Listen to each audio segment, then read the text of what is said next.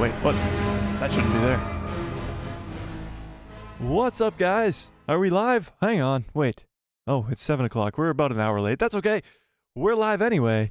And wow, is this a good one we got to talk about? This is the end of 2023. We're talking the best and the worst that has come from Star Wars throughout this year, because it's been quite a weird year. Quite a weird year for Star Wars.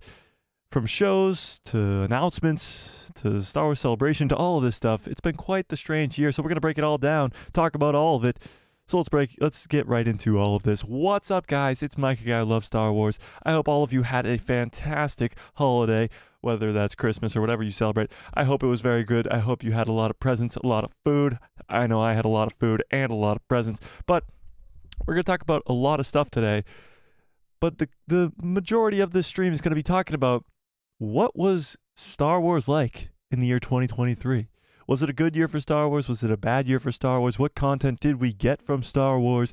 And all this other fun stuff. There is some other news that we have to get into regarding some other things, possibly Obi-Wan Kenobi Season 2 and other such important topics like that. But we'll get into that as we go along here. So let me pull up the chat so I can see what you guys are talking about. And we will start up the first poll of the stream because we got to talk about these shows that we watched this year. 2023 is coming to a close. 2024, we've kind of talked about already what we're going to see in 2024, from Skeleton Crew to the Bad Batch Season 3 to Acolyte to Tales of the Jedi Season 2. And probably more, but those are the 4 core shows that we know are coming. 2 animated, 2 live action, and then 2025, we're getting Andor Season 2, we're getting Mandalorian Season 4, and all that other stuff. But before we look ahead to the future and next year, we got to look backwards to talk about what happened this year with Star Wars. Because it might sound like a million years ago, but we got Bad Batch Season 2 this year. We got The Mandalorian Season 3 this year. We got Ahsoka Season 1, hopefully of more, this year. We got Vision Season 2 this year. We got a lot of stuff. Star Wars Celebration gave us a ton of announcements. The announcement, we got Jedi Survivor in the video game realm. We got a lot of stuff from Star Wars this year. We did. We got a whole lot of stuff.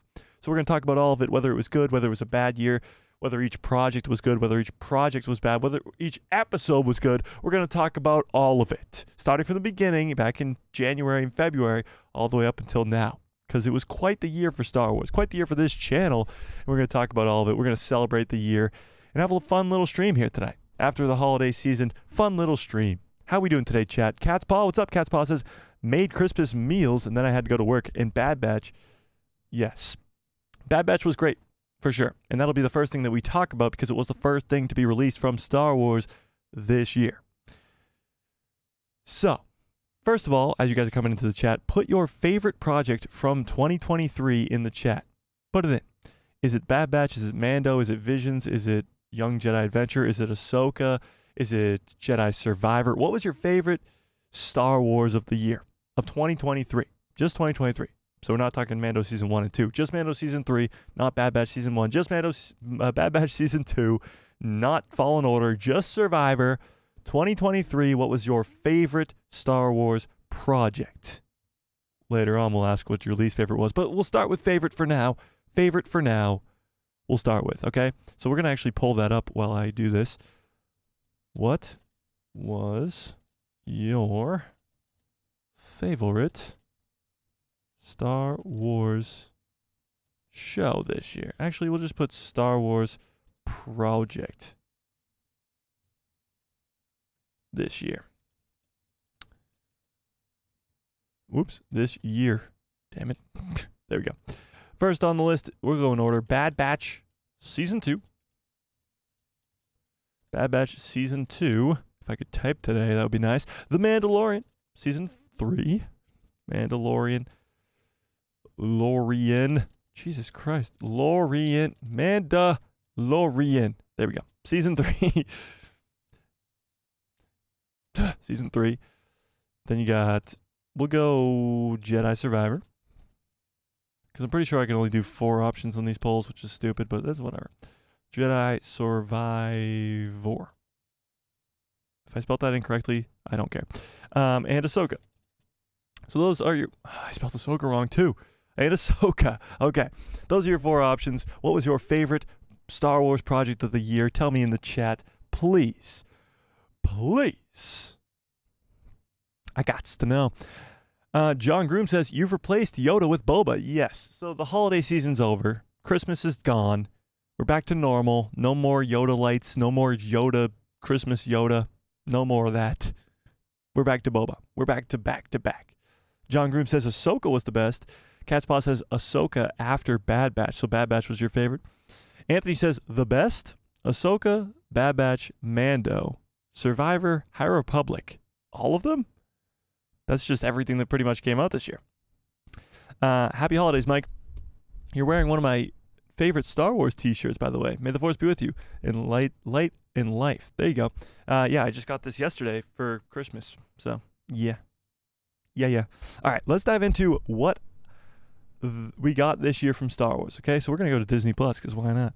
We're going to Disney Plus Star Wars, and we're going to go to The Bad Batch. Where the hell's The Bad Batch?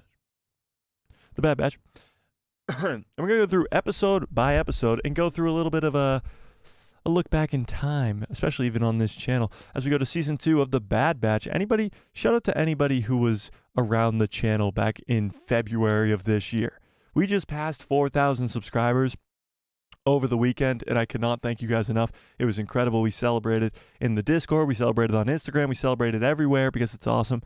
But at the start of this year, we were just around 1,000. So we've grown extremely since the beginning of this year.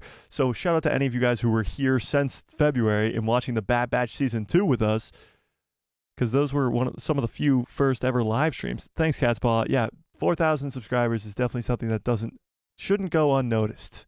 It's quite the accomplishment for the channel, and I do appreciate all of you guys for your very nice words. Okay, here we go.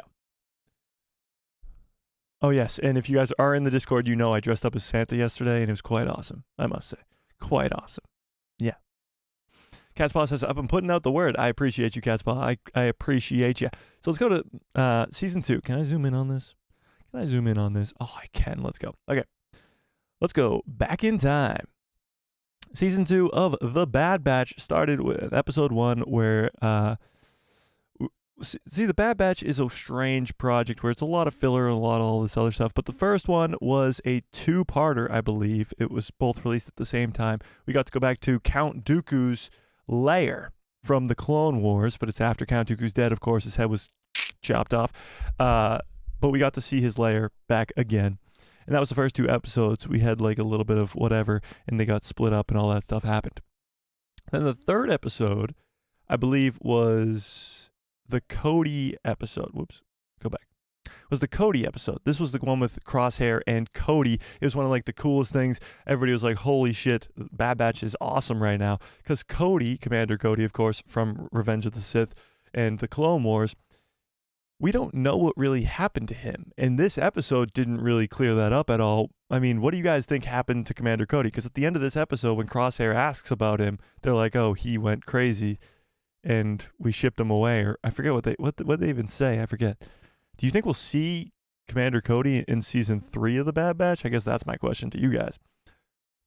Because Commander Cody is a fan favorite, and that's why he's in season 2. But is he gonna show up again? Because I don't know. It just doesn't seem likely. Then you go to episode 3. This was the pod racing type episode. I thought it was kind of filler and not that good, but that's just me. Entombed, this is when they get trapped inside like that weird ancient tech thing. People thought it was Zepho. We didn't really know. We thought it was going to tie in a little bit more, and it didn't. It was strange. I believe that's what that episode was. Then we get to Kashyyyk, and we get to some of these cooler episodes with Gungi, because Gungi was in this episode. We got to see some Wookiee Jedi, which was pretty cool. Hopefully we get some more Gungi in the future, because I mean, he's still alive and he's still a Jedi. He was a youngling who trained at the Jedi Temple, who survived Order 66. Where's Gungi? Wouldn't it be kind of crazy if we saw Gungi in like the Mandoverse? But where would he even show up? Like an older Wookiee Gungi, or not older, but like older than he is as a kid. That would be crazy, actually. what if Gungi's in like everything? What if Gungi helps Rey start a new Jedi Order? What the hell? Okay, moving on. The clone conspiracy. This is when we got into some more of the Coruscant stuff. I think this is the one with Palpatine as well. That one's really good. Truth and Consequences, blah, blah, blah, blah, blah. I don't remember this one at all, actually. Probably another spin-off one or whatever. The Crossing. I don't remember that one either. The Retrieval. Maybe I gotta go back and watch this.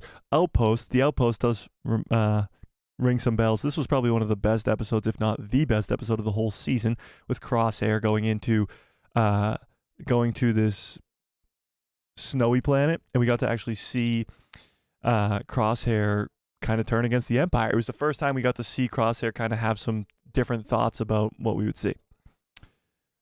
Then we get to see Pabu, and this was when they finally found the island that they thought they were going to live on for a while.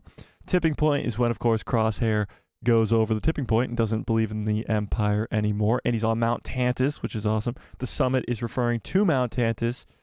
Actually, no, it's not. I lied. It's referring to a different mountain on a different planet, and Tarkin's there, and Krennic is there. We got to see some familiar faces, and Saw Gerrera was there. And then, of course, the finale, when Tech dies. So Tech, of course, is he dead? Is he not dead? That's still the conversation since, when did this end? April. So it's been such a long time since the Bad Batch Season 2. I might actually have to go back and watch it because I forget some of those in-between episodes there. But it was a good season. This would be on the higher end of the list when you're talking about best Star Wars of the year. It was up there very, very high. It's definitely not the best thing I watched all year, but it is extremely good Star Wars animation, 100%. The only problem I have with the Bad Batch in general is that the story itself doesn't really matter. You have the Clone Wars, which is extremely important to the characters of Obi-Wan, Anakin, and the galaxy at wide. You have a lot of things that go down between the Separatists and the Republic with Count Dooku and Grievous that really mean something towards the story of Star Wars. Even with Rebels, which is a little bit less than the Clone Wars, but it still is extremely important to the timeline. Now, especially more so that Ahsoka brought a lot of those characters into live action. Rebels is extremely important because you have important characters like Leia involved in seeing the rebellion rise to power and fight against the Empire. Thrawn is an extremely important character when it comes to the Empire, although he's not in live action. So Rebels is also extremely important. The Bad Batch is in a weird sort of limbo where it's not that important. The characters don't survive, at least as far as we know. They're not in anything else. It's not really affecting anything. So a lot of it is just, how much do you like these characters? How much do you like Crosshair? How much do you like Omega? How much do you like Hunter?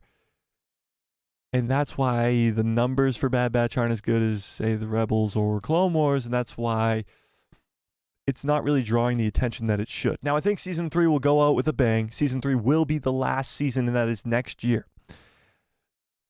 But I just don't know how we'll look back at the Bad Batch. Like, how, if you're going to go watch an animated Star Wars show, you're probably going to go back and watch the Clone Wars. Or if you're a big Rebels fan like myself, you're going to go back and watch Star Wars Rebels. The Bad Batch is never really going to be on the top of that list. And that's kind of where I'm at with the Bad Batch. Season 2 was definitely a high point of the year for Star Wars. It was a very good show and a very good second season to lead us into that third season. Really keeping Mount Tantus important, giving us some Tarkin, giving us some Krennic, and giving us some Crosshair. Crosshair finally twisting on the Empire was really, really cool. And Gungi. I want to know where Gungi's showing up next. I want to know. So now we're going to rate the Bad Batch individually. So rate the Bad Batch Season 2 out of 10. Okay? Cast your mind back to when we watched the Bad Batch Season 2 and rank it in the chat out of 10. Okay? Rank it out of 10. Just Bad Batch Season 2 for now. We'll go to all the other projects, but we're just doing Bad Batch Season 2 for now. And I'll give you my ranking after I read a few of yours. All right, let me catch up on some chats here. Anthony says, in all honesty, Mike, as much as I enjoyed Ahsoka and its groundbreaking technology and quality of new lore, the Bad Batch Season 2 was my favorite, and it was all around perfect / powerful. I see where you're coming from, but the Bad Batch to me is just too much filler and not enough killer, if that makes any sense. Because I just don't see it as nearly as important to the greater Star Wars story. You know, Ahsoka to me is just leaps and bounds, not only more important to Star Wars, but just leaps and bounds more important to Star Wars. I mean, it's just so much more important, and to other characters around it, to Luke Skywalker, to the main characters of Star Wars, and the Bad Batch just really isn't. Although it is still cool to see those characters. Don't get me wrong. Cat's Paw says, I do think we'll see Cody again. Really? In season 3? I think it's definitely possible, but the way that they left it in season 2 was so strange that it just didn't really make sense to me. It just didn't make sense to me. So I don't know. We'll see. I guess we'll just have to wait and see. Anthony says, well, Cody went AWOL. You're worried about his whereabouts? Yes. I'm most concerned about Clone Force 99 for Hauser. No filler, Mike. It's Filoni. All new lore and world building. Well, yes, the filler is technically world building, but another word for filler is world building. So it's like world building is filler. It's kind of the same exact conversation we're having here. Star Wars Sith, what's up? Merry Christmas right back to you. I appreciate that. Yeah, so the Bad Batch, although it was very cool, is Dave Filoni, but he's not really involved in Bad Batch all that much as people think. It just wasn't at the top of my list, you know? Jonathan Welch, what's up? How we doing? Friggins, how we doing? All right, let's see. John Groom says, they sort of left us wondering if he had gone AWOL or had been executed, but surely they won't kill him off screen. I don't know. Commander Cody is like an important character, but he's not that important that he would have to be killed on screen and have us know exactly what happened to Cody. That episode in the Bad Batch left it with just a giant question mark of what happened. They said he went AWOL.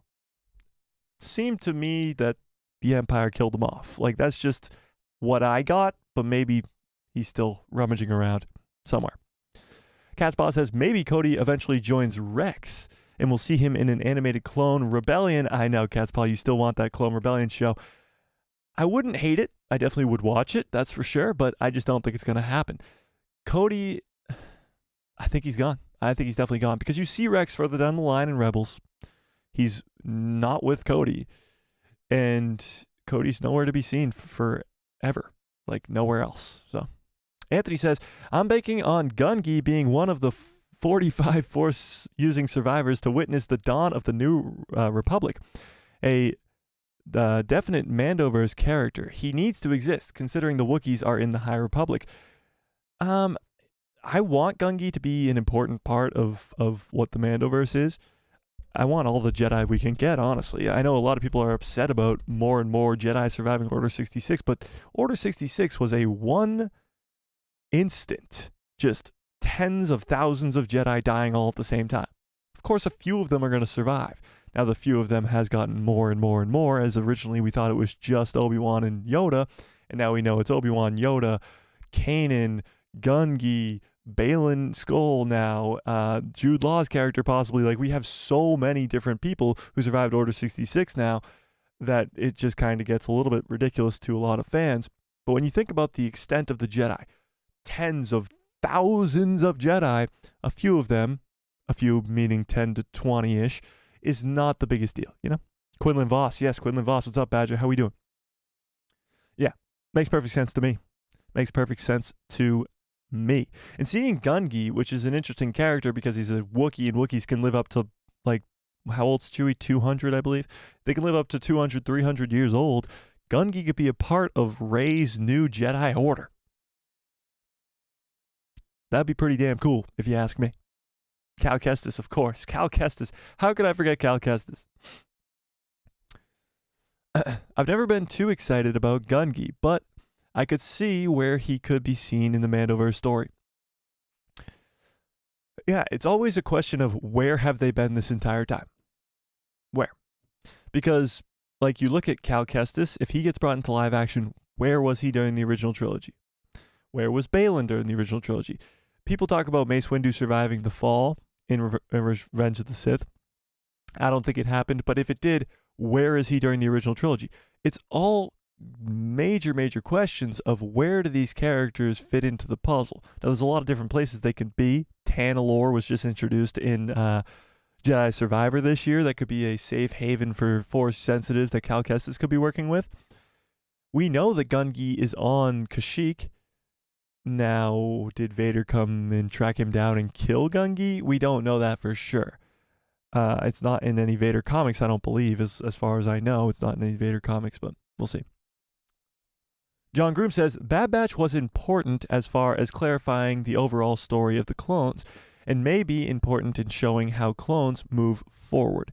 Well, there has to be a reason as to why the Bad Batch was greenlit, why the Bad Batch is an important story to be told, and I actually think that story is not involved with the Bad Batch members themselves at all. Clone Force 99 is almost insignificant in the story of the Bad Batch.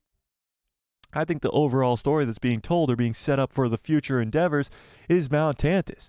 Dave Filoni said it himself before, that Mount Tantiss is extremely important and will be seen in the future, or he didn't say that specifically, but it most likely will be seen in the future in live action. We got Thrawn coming back. Thrawn in Heir to the Empire goes to Mount Tantiss. He creates Luke Skywalker. He finds Joruus C'baoth. Now, it might not go that exact route, but I think Mount Tantiss will be involved in a big, big way. What the hell's on my face right now? It's like a hair landed on me and it's pissing me off. Okay. I definitely think the Bad Batch will be important, but I don't think it's the Bad Batch characters themselves. Go away. Go away. Being attacked by this floating hair. Yeah. Friggins, what's up? Says hello there. Yeah, you guys rank the Bad Batch Season 2 out of 10 if you haven't yet. I know a lot of people just came in right now. Rank the Bad Batch Season 2 out of 10. Cat's Paw gave it an 8 out of 10. Friggins gave it a 9 out of 10. Honey Badger says, Mando Season 3, I have spoken. Din will always be that guy. Fight me. That's your favorite of the... Right now we got Ahsoka at 50% as people's favorite show of the year. 50%. That's crazy. Crazy. John Groom gave it a 9 out of 10. These are very high scores for the Bad Batch Season 2, I must say. I did not expect this. Hale, what's up? Says, hello, Merry Christmas. Merry Christmas back to you, Hale. Honestly, if I were to give it a real ranking out of 10, now again, I haven't watched it probably since the spring. I'd probably give it an 8 out of 10. Solid 8. It's not as low as like a 7.5. It's definitely not as high as a 9. It's a solid 8. I think there's a lot of filler episodes as we looked back at the episodes. And the story overall, although it does set up a Season 3 very well, it didn't explore Mount Tantiss that much. We thought it was going to be fully about Mount Tantiss. Cast your mind back to when Season 1 ended and we got the tease of Mount Tantiss and people were like, holy shit, Mount Tantiss in canon, that's sick. Is Palpatine cloning there? Is Thrawn going to go there? And we thought Season 2 was going to be all about that, and it wasn't. So it was a little bit here or there, but a solid 8 out of 10. Solid 8 out of 10. Let's go to a show that actually came out at the same time as The Bad Batch on the later half of the season. Do you guys remember that? That was so freaking weird. Why did this show come out at the same time as The Bad Batch? They should have spread it out.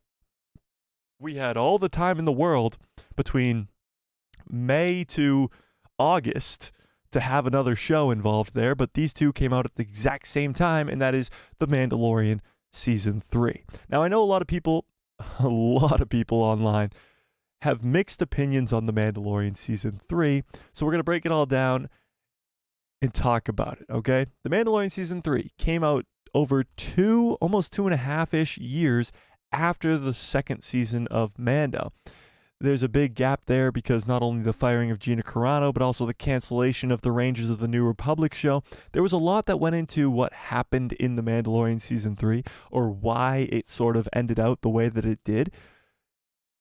It's a strange story, but it also makes a lot of sense in the story of the Mandalorians themselves. Now, the show is called The Mandalorian, and a lot of fans were very upset that Bo-Katan kind of took the front seat of this season, and Moff Gideon not showing up until the last couple episodes, and dying off, and the kind of Looney Tunes ending, as a lot of people like to put it. Let's go back to Disney Plus and let's check this out as well. Let's go to Mando. No, don't go back to home. Go back to... There we go. That's Ahsoka. Mandalorian. Mandalorian Season 3. Another 8-episode season. It started with The Apostate. This is, of course, when Din Djarin is talking about how he is no longer a Mandalorian. He took off his helmet in the second season finale of The Mandalorian, and all those people around him saw that. He now has a quest to go back to Mandalore to go bathe in the waters, in the living waters underneath in the caves of Mandalore. But he goes to Greef Karga first, where he finds that Cara Dune is gone, Navarro is thriving now, and they're looking for a new marshal. He wants him to be the marshal. The pirates are coming around. And then he actually has the cool fight scene in space with the pirates to end the episode. You also see the Purgle. It was like episode 1 where you're like, oh shit, Purgle right away. Now we're talking. And that was kind of how we went off on season 3. Episode 2, The Mines of Mandalore, literally right off the bat, we were like, okay, we're going to probably get to Mandalore soon, but not in the first 2 episodes. Episode 2, we go to Mandalore. Din Djarin goes down into the mines. We get to see Mandalore completely turned to glass. We get to see, it was very, very cool, at least visually, to see all those, like a destroyed dome on Mandalore, and get to seeing the underground and Din Djarin and Grogu trying to find their way around without like Din Djarin never grew up on Mandalore. He doesn't know his way here, so he doesn't really know what he's doing. And then, of course, he gets attacked by the Grievous creature and gets captured by him, tells Grogu to go get Bo-Katan, and that's what he does, or what Grogu does. And episode 3 then gives us Bo-Katan saving, or is that actually also in season 2? Yeah. This is also in season 2, I believe. I mean, episode 2, where Bo-Katan comes and saves Din Djarin, also giving her the right to the Darksaber back. Yeah. Episode 3 then. Was this yes, this was the Coruscant episode. So you go, bang, bang, the Mandalorian is back. He's no longer an apostate. He's bathed in the waters in the first 2 episodes. So episode 3, we're like, well, what are we going to do now? And episode 3 takes us on a very filler episode where we go to Coruscant for almost the entire episode, and we get to see Dr. Pershing and Elia Kane and all that stuff. And that was a cool story, but it felt very out of place in The Mandalorian. And we went to Coruscant, and we didn't see Mon Mothma, and we didn't see Leia, and we didn't see anybody of importance. We just went to Coruscant for fun. It was a little bit strange. Definitely a filler episode. Probably my least favorite episode of the entire season, or if not series. But it was cool to see Coruscant again. And it starts with actually a really cool fight scene with Bo-Katan and Din Djarin as Bo-Katan's castle on that planet got bombed, if you remember that. Then episode 4 is where things get very, very, very interesting. Episode 4 is when we get to see the Order 66 flashbacks. So you're coming off of 2 straight episodes of Mando going back to Mandalore. Then a massive filler episode of Coruscant. Then they're like, how about we give you more Coruscant, but in a flashback to Order 66 from Grogu's perspective, and we finally figure out who saved Grogu. Now, after countless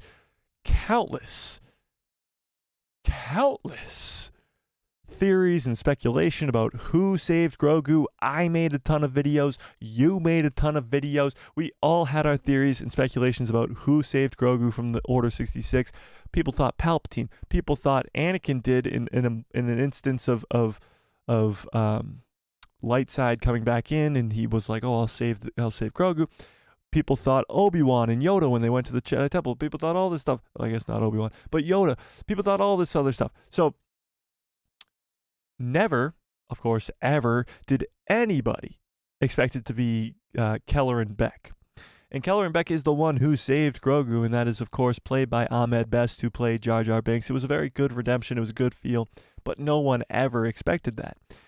Now, it's kind of sort of people yelling to yell and people yelling for good reason. There's 2 sides to the coin here. People yell when there's fan service all the time. Luke Skywalker shows up, that's fan service. Boba Fett shows up, that's fan service. Ahsoka Tano shows up, that's fan service. Something cool ever happens, that's fan service. However, they could have easily gone to fan service when it came to who saved Grogu, and they didn't. They went to Keller and Beck, a character that was created for a Star Wars game show that got canceled. They really went out of pocket here. They went out of the bag. They reached for something out of the box. And it honestly was surprising. A surprise to be sure, but a welcome one. Now, I'm interested to think what you guys I'm interested to see what you guys thought about Kelleran Beck being the one who saved Grogu, whether you like that or not. So tell me about that in the chat. But there's obviously a lot more to Grogu's story. When we find him in the beginning of The Mandalorian, he's with pirates. He's cut off from the Force. He has a dark side tendency, and when Ahsoka reads his mind, she sees that he's very clouded because he's been with the dark side for such a long time, or he's cut himself off from the Force for such a long time. Now, if Kelleran Beck saved him and Kelleran Beck trained him for the remainder of those 20 years or whatever it was until the pirates had him, then Grogu wouldn't be this cut off from the Force, dark-ish, choking Cara Dune character. That's just not how it would work. So there's a lot more story to Grogu than what we saw in that episode. But it was a very cool episode to go see finally, after all this time, who saved Grogu. It was very cool. Episode 5 was the Pirates. We go back to Navarro as we get to finally see a cool fight scene between pirates and Mandalorians. All the Mandos kind of back together now. The coverts back together, and them and Bo-Katan and Din Djarin all together lead a fight to take down the pirates on Navarro, saving the people of Navarro. Chapter 6, or Chapter 22, Episode 6 of Season 3, is another one that was very divisive when it came to the fandom. This is the one with Lizzo and Jack Black. It was a filler episode, to say the least, and it was kind of just all a way to get Bo-Katan the Darksaber back. Now, many, many, many fans are upset about how Bo-Katan did get that Darksaber back, but this episode in particular is quite a topic for conversation for a lot of Star Wars fans. Jack Black was beloved. He's a fan favorite character, so seeing him in Star Wars is cool. Lizzo, not so much, especially more current events that have happened with Lizzo in social media sense. She isn't really the popular person that she was at the beginning of the year when this episode came out. So that's a whole nother conversation. You also had Christopher Lloyd in this episode, the guy who plays Doc in Back to the Future. It was just the definition of a filler episode, okay? Not the greatest. Then you go into the Penultimate episode, which I thought was a lot better than most of you, with the spies. And we were going crazy about who we thought the spy was. Was it the Armorer? Was it what the hell is his name? Axe Wolves. Who was it? Turns out, I'm the spy. No, it was none of them. It was nobody important, at least, and it wasn't even referring to really anybody except for, I guess, Elia Kane on Coruscant or whatever. But the spies, we got to actually see the Shadow Council. That was this episode, right? Yes, Shadow Council. We got to get a mention of Thrawn, the mention of the Project Necromancer, finally getting to actually see that the Empire is not as divided as we once thought. It's more united than we ever knew. And then going into the finale, we obviously see the death of Paz Vizsla at the end of this episode. But going into the finale, we get some cool action with Din Djarin, some cool action with Grogu versus the Praetorian Guards, getting to see Bo-Katan fight against Moff Gideon, get the Darksaber back. The Darksaber gets destroyed. The Mandalorian people take back their home planet. Din Djarin goes to start, or actually they go back. Grogu becomes a Mandalorian officially, adopted by Din Grogu, and now they are working for the High Republic. New Republic, sorry. They're working for the New Republic in the Outer Rim to do bounties and stuff like that. So Season 3 of The Mandalorian ends off a lot of story arcs from the first 2 seasons.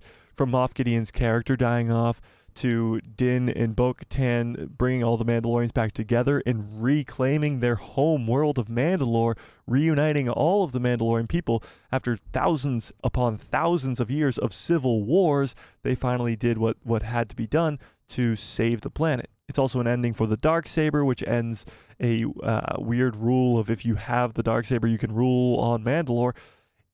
It took a lot of stuff from the Clone Wars to Rebels to Mando and closed it off pretty well in a third final season for The Mandalorian. Now, there will be a season 4. We know this, but that will start anew. The first 3 seasons really seems like a good arc that really fits a full story that remains hopefully untouched for a long time. Now, season 4 will be a whole nother story. That's a whole nother thing. Jay, what's up? Don't worry about it. Don't worry about it. Okay. So with all that being said, season 3 of The Mandalorian, rank it out of 10. I'm very intrigued to see what you guys say about this. Season 3 of The Mandalorian, rank it out of 10. Let's see it. Let's see it, okay? John Groom says, one filler episode was the Zillow Beast. Oh, you're talking about from the Bad Batch still. Yes. Yes. Rank Mando Season 3 out of 10. Cat's Paw says, Mando Season 3 was discombobulated. Well, yes, but that was more so because of background things happening behind the scenes. From Pedro Pascal having other things to work with The Last of Us and all these other projects that he's been working on, Wonder Woman and that Nicolas Cage movie. He's become a big star. So where he's going to be able to go show his face somewhere else and not just use his voice for The Mandalorian, he's going to go give priority to that stuff. So that stuff was going on. Of course, the firing of Gina Carano, the cancellation of Rangers of the New Republic, which was supposed to continue the Mandoverse story. A lot went into what we got when it came to The Mandalorian Season 3. It was definitely discombobulated, for sure.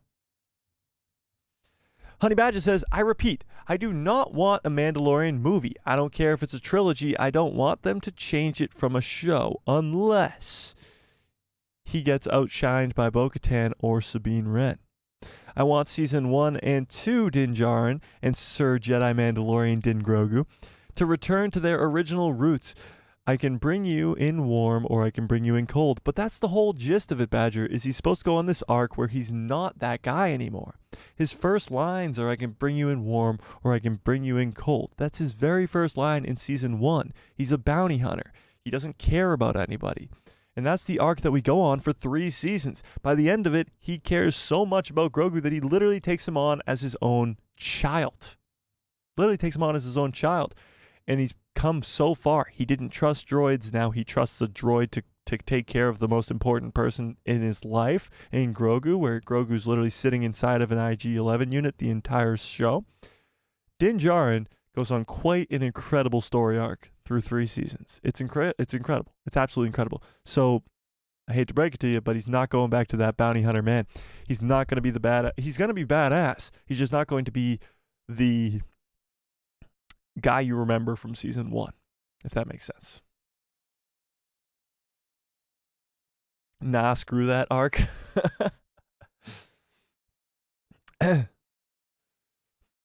Cat's Paw says, I didn't mind Kelleran Beck rescuing Grogu. Yeah, I didn't either. I thought Kelleran Beck was a cool sort of character to come back. It was very good to feel the fan love for Ahmed Best, and of course we know what he went through with the whole Jar Jar thing. It was tough. So to actually see the fans galvanized behind him was really, really cool.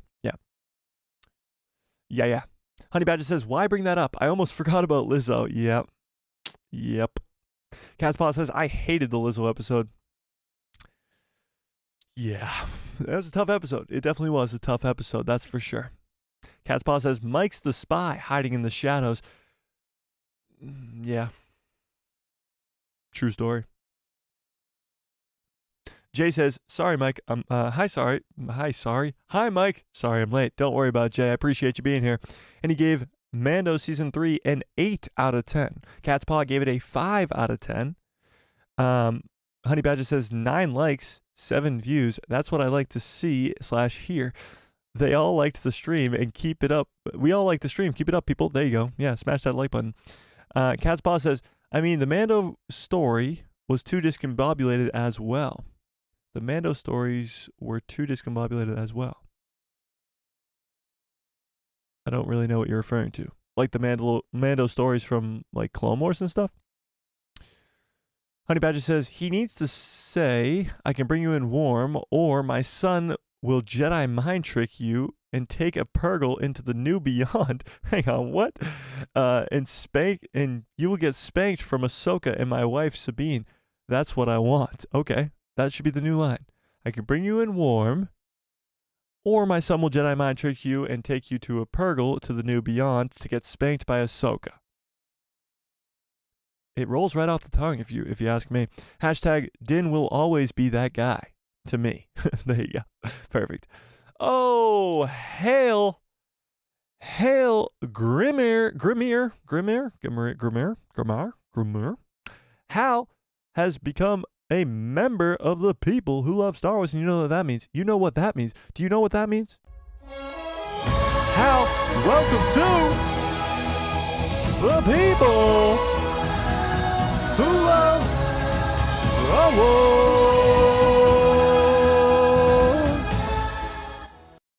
Oh yeah, Hal, I really do appreciate that, and I will try to get your name right more often than I do now. Welcome to the people who love Star Wars. You get instant access. If you're already in that Discord, you get instant access to that members-only portion of the Discord. And, of course, other things as well. Instant access to giveaways, which we'll be doing once a month, or at least once a month, if not more, and all this other stuff. So, yeah. I appreciate you a whole lot. This is the way. I agree. Catspaw says, Mando Season 3 stories were discombobulated. Yeah, I mean, a lot of them were, for sure. Yeah. All right. Now, we got to go to the next Star Wars project of the year. We've done Bad Batch Season 2. We've done Mando Season 3. Oh, I didn't rank Mando Season 3 yet. So, I gave Bad Batch an 8 out of 10. Mando Season 3, to much of your surprise, I'm going to give a higher ranking than the Bad Batch because I loved Mando Season 3 a lot more than most people did. Honestly, I did.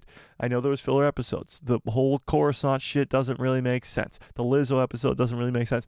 A lot of that I chalk up to Cara Dune not being involved as her actress was fired.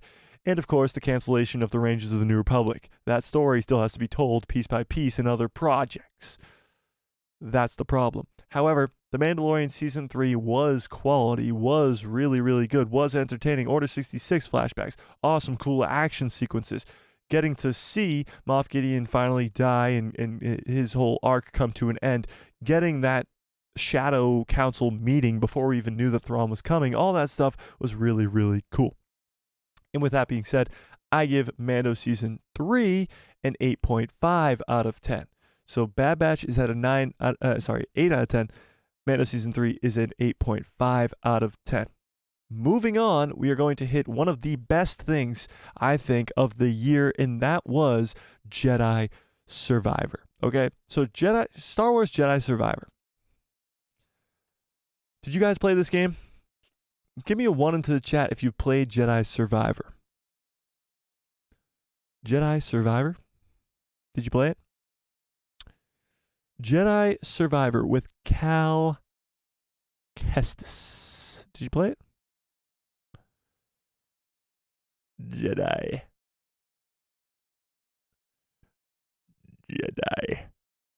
Cal Kestis, BD1. Did you play Jedi Survivor?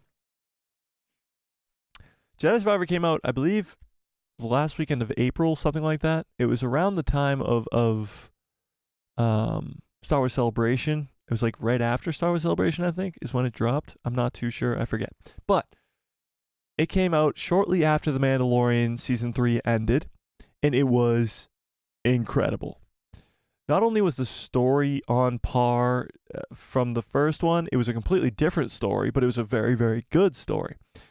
But the action and visuals, i.e. the combat, the awesome, cool takedowns that you could do, the extreme open-worldedness of the game, and the visuals. It looked like a freaking movie. This game was absolutely incredible. From start to finish, the story was really, really good. The twist at the end, although I saw it coming from a mile away, was still really, really good. This game was absolutely a masterpiece. Honestly, and me being biased as a Star Wars fan, this was the game of the year. In my personal opinion, I thought it was the best game of the year, and I play a lot of video games, so I would know. I thought it was the best game of the year just from a purely just a mechanical standpoint. The mechanics of this game were absolutely incredible. Oh, Jay, you got this for Christmas? That's awesome, Jay. You got to play through that and tell me what you thought. It's such a good game. But this game was absolutely incredible. I could not recommend it enough if you haven't played it, which I see Cat's Paw hasn't played it. It was amazing. This game was perfection to a T. The only complaint I have about it is maybe that we didn't lean more into the High Republic. A lot of fans were upset about the High Republic connection with the Dagon character, but if Dagon was even like the main villain of the whole story, I would be perfectly okay with that. The High Republic stuff was so cool.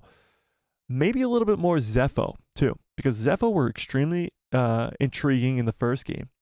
They haven't really been involved in anything else since that first game. They were a brand new species. They were extremely important. They had quite a cool lore to them, and they haven't really been involved since. A little bit of Zepho writing or something along those lines. We'll get to that when we get to Ahsoka, but that was kind of in Ahsoka a little bit. But the Zepho haven't been seen since Fallen Order, and they were created in Fallen Order. So we need more Zepho. But the High Republic stuff was really, really cool. This game was incredible. It was absolutely incredible. It was so good that I died to a Rancor for over an hour, over 100 times, and I still had fun playing this game. And I streamed it. So if you guys, give me a 1 into the chat if you guys were here for those streams. Shout out to you guys for being here for that whole time. That was an incredible thing. We did like 7 parts or something. We played through the whole game. We went for like 5 hours some of those times. We literally played for 5 hours. Streamed for 5 hours straight. My ass was killing me. I was drinking too much water. I had to take some pee breaks. It was insane. This game was absolutely incredible. I died to a Rancor a bajillion times. Honey Badger, shout out to him, tried to help me kill this Rancor through DMs. And I was like, I can't do it. And then I eventually killed the Rancor. But it took me like an hour and died 1,000 times. And I still loved this game. Still loved this game. So, with all that being said, to those of you who have played Jedi Survivor, rank it out of 10.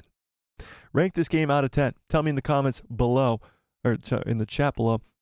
Rank it out of 10. Let me scroll up so I can see what we're seeing here. Hale says, I will join the Discord now. Awesome, Hale. I'll see you in the Discord after the stream today. Cool.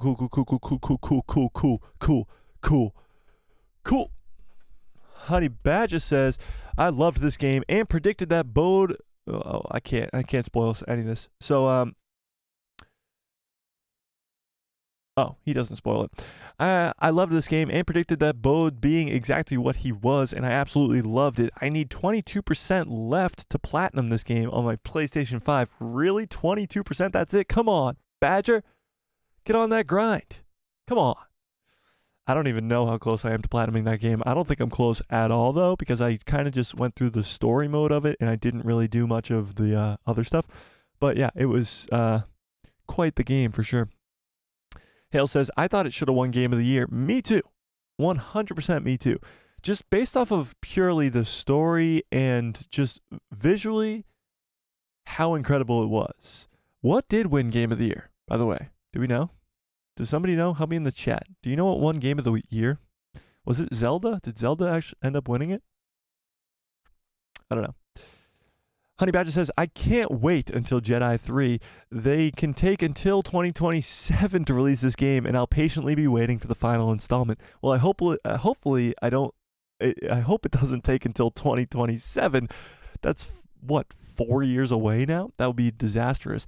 But I would expect it in 2025, if not 2026 the latest. Baldur's Gate 3? See, okay, I can't really say much about that because I didn't play that game, and I know a lot of people who did, and they said it was absolutely incredible. So I don't really know that for sure, but I do think that Jedi Survivor, being the unbiased, I don't even like Star Wars. I have no bias towards this game. Check this thing out.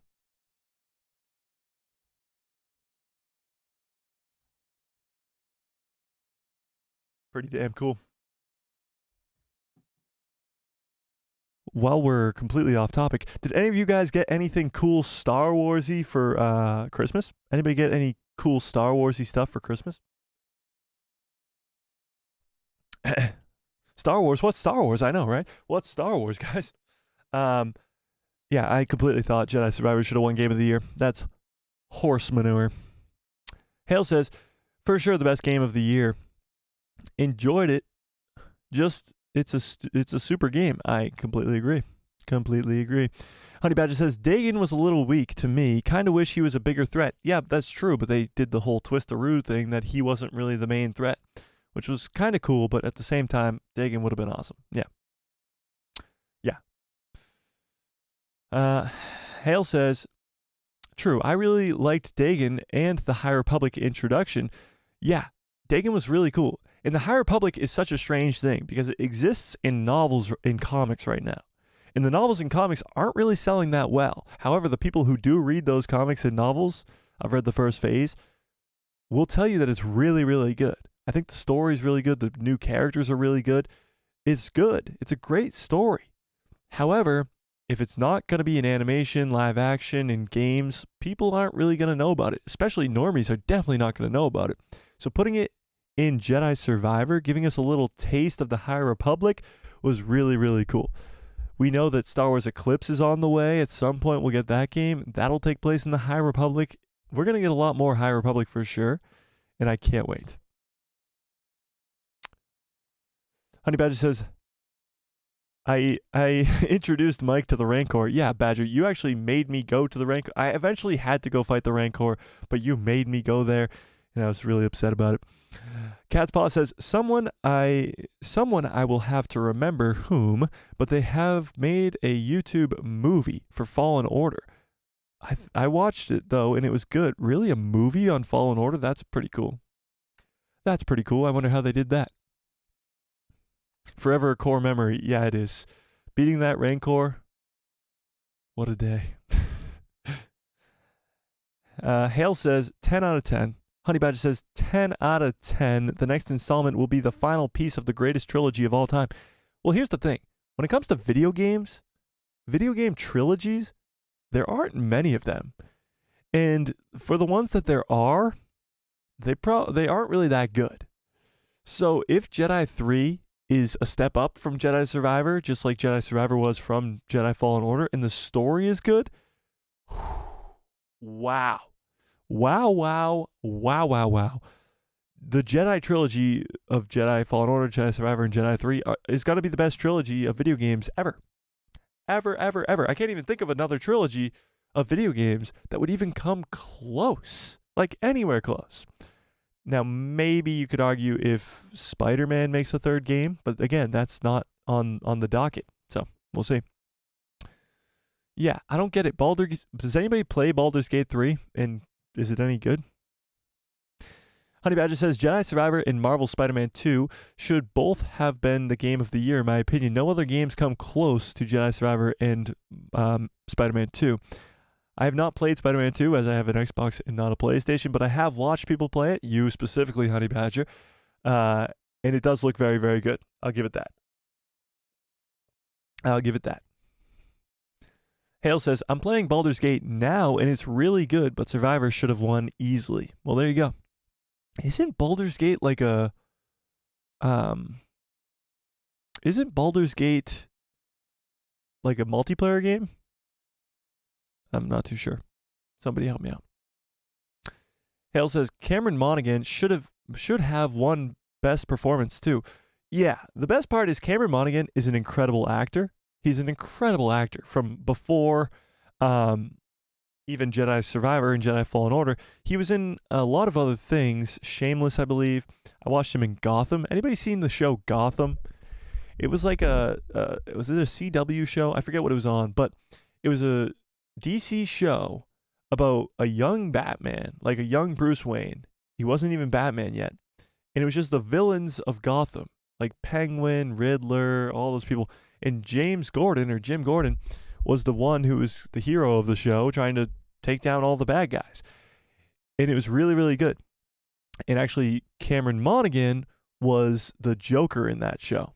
He was, and he was unbelievably good. Unbelievably good. He, like, the most underrated Joker of all time is Cameron Monaghan. So underrated. So I can't wait to see him come into live action as Cal Kestis in hopefully the Mandoverse. I would love it. Would be like the greatest surprise of the year, because I've been predicting it since the announcement of this goddamn show. If Cal Kestis showed up in live action for the first time ever in Skeleton Crew. If next year we get the Skeleton Crew and Cal Kestis is introduced into live action, whew, I'm gonna have to win some type of award. I've literally been predicting that since like the beginning of this year, if not even sooner. When was Skeleton Crew even announced? I probably predicted it then. Yeah. Awesome. Honey Badger says, the story, cinematography, and gameplay takes the cake. Yeah. It's incredible. It's incredible. I just remember playing for like, I don't know, 10, 15 hours, and I'd be still doing new takedowns for like a new stormtrooper I'm going up against, and I'd be like, holy shit, that was so cool. It was incredible. And if you guys want to watch me play through that game, if you feel like it, it should be like a playlist on the channel somewhere. I'm not too sure. Jay says, I got 3 Lego Star Wars sets for Christmas. That's awesome. I actually got a few too. Actually, one second. I'm going to go get them. They're literally right there. So I'll be back in 0.2 seconds.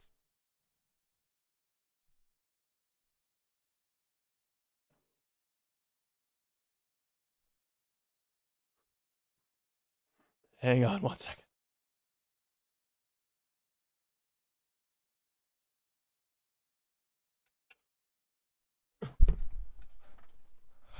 I made it.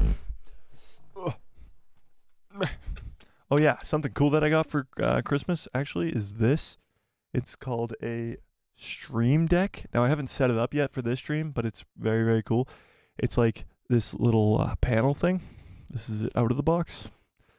It plugs right into your computer, and I can program any of these keys to do whatever I want. So you know for sure that the first button is going to go, hello there. And I can program it to pretty much do anything. So I'll have a membership button so I can play the song. I'll have all this other stuff to make it really, really easy. So that was very cool. That'll help streaming big time. Let me put this headset back on. So I got some Lego sets. We got Obi-Wan on Camino. This is Obi-Wan and R4, and comes with Tuan Wei, one of the Kaminoans. This is pretty cool. I got that. I got the 40th anniversary speeder bike chase from Andor. And I got a giant, or a lot bigger than the other ones at least, X-Wing, Luke's X-Wing from A New Hope with Luke, Leia, and R2, and actually this guy too, General Dodonna. Yep. So 3 cool Lego sets, and actually I got some other cool Star Wars stuff as well. I got Mando trivia, which we're definitely doing. We'll do some Mando trivia later on in the stream. If somebody reminds me towards the end of the stream, we'll do some Mando trivia. If you guys want to do some Mando trivia, we'll do some Mando trivia. And then I got these scrolls. They're pretty damn cool. They're for like Bespin, and then at the bottom it says Escape to the Cloud City. That's pretty cool. And then there's just other ones like that. So this one's probably, yeah, this one's Hoth. That one's Hoth. I think Tatooine's one of them. Yep, this one's Tatooine. And then Endor. So those are pretty cool. I got those, Lego sets, shirts, bunch of Star Wars stuff. A bunch of Star Wars stuff. Yeah. So very, very fun Christmas. Very, very thankful for all of you guys and all the awesome, cool presents that I got. Oh, we got some pop figures too. I got Grogu eating cookies. Let's just all admire this for a second. Grogu eating cookies. Incredible. Then I got Leia, but she's all the way up there, so. Oh, yeah, I completely forgot. I got this, too. This was behind me this whole stream, and I didn't know. It's a Millennium Falcon, as you can see on the top, but it's a music box. This is pretty cool. It plays the theme of Star Wars.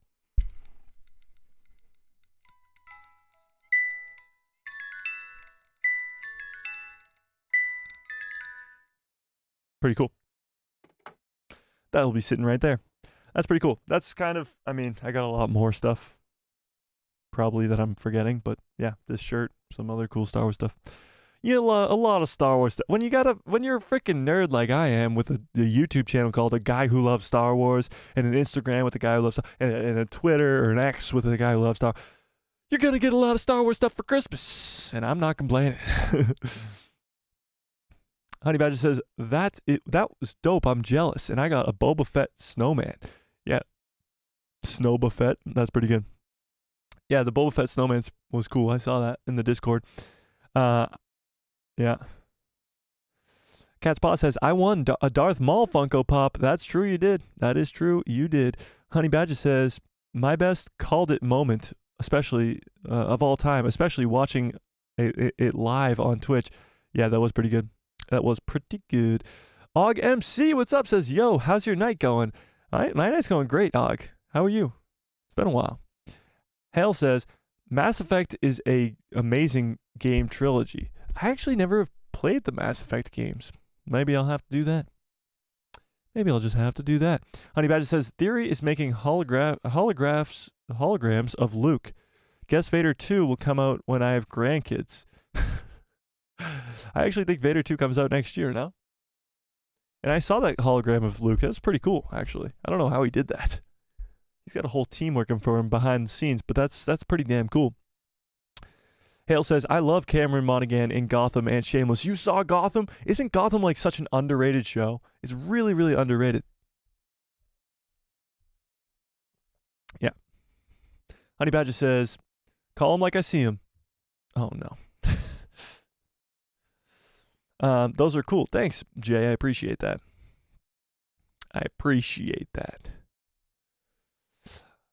Cat's Paw says, I love that music box. I'm going to get one. Oh, maybe we'll do a giveaway with one. I don't even know where my friend got it, but my friend gave it to me. It's very, very cool, actually. The design is very nice. And I mean, the falcon on the top, it's cool. It's definitely cool. Very, very cool. Honey Badger says, what? I always wanted a Star Wars music box. I'm jealous. All right, I'm writing it down. We're giving away a Star Wars music box. If all our members want Star Wars music boxes, then we're giving the fucking Star Wars music box. Write it down. Give away. My pen's broke.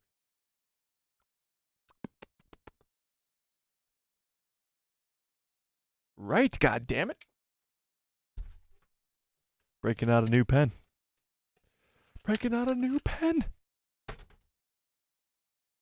This one doesn't work either. What is going on? Why are all these pens broken? This is a brand new pen. Give away. What the hell's going on here? Maybe it's the paper. Hang on. Try this one. Give. Okay, here we go. Away. Music box. We're doing it. Next giveaway. We'll give them away. Music box. That's on the list. Got it. Piano chimes, man, always awesome. Yeah, it's true. I do play the piano too, so I can back that up. Og MC says, I got Sabine and Luthen figures for Christmas. Really? A Luthen figure? That's kind of sick. Luthen's definitely my favorite character from Andor, without a doubt. He's so damn cool. Whenever I say the word everything, all I think of is Luthen saying everything. It's like my favorite thing.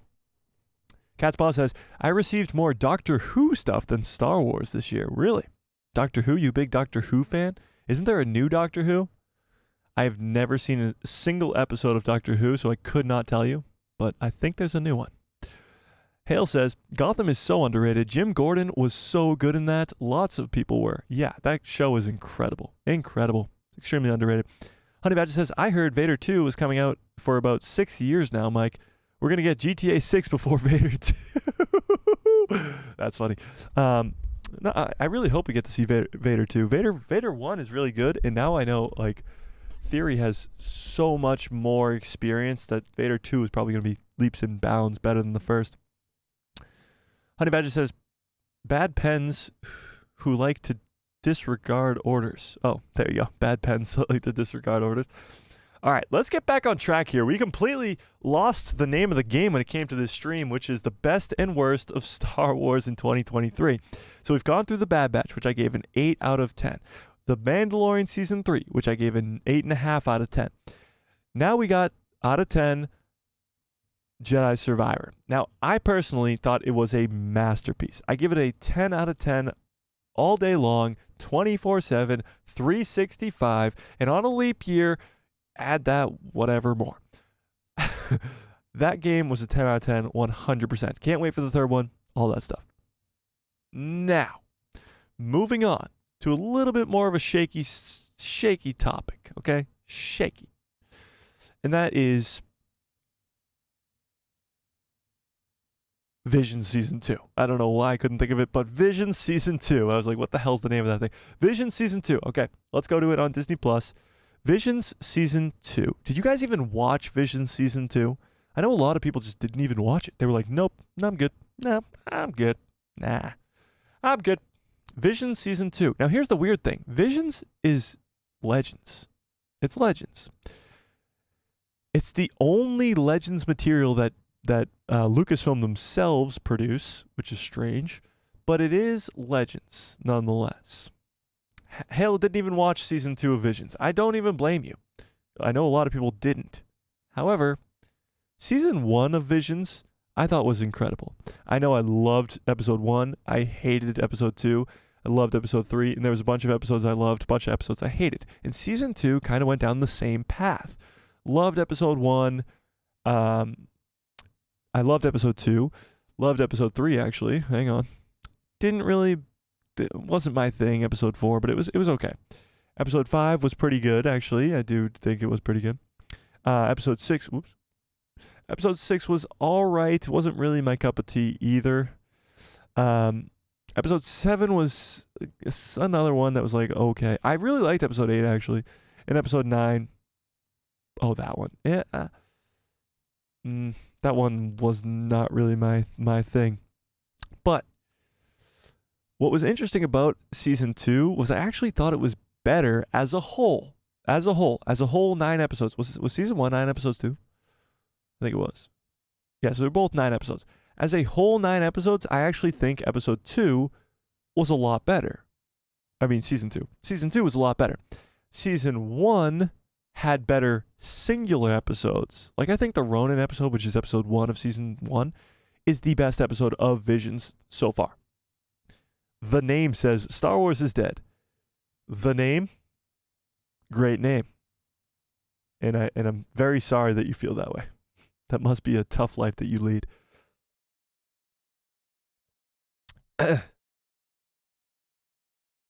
So, with that being said, I think Vision Season 2 was a lot better than Season 1 as a whole. However, all the episodes seem to be like good, but not great. I feel like Season 1 had great episodes and then really, really bad ones. You know? So I think Season 2 didn't have like a terrible one that I would never watch again, but Season 1 did have that. So I think Season 1 was more of just like an all over the place thing, and Season 2 was more of a steady, pretty solid, good foundation, good season. But I'm interested to see what you guys think. What do you rank Season 2 of Visions out of 10? What do we think? Season 2 of Star Wars Visions. What are we at? The name follows up and says, Jesus is alive, though. Okay, so Star Wars is dead, but Jesus is alive.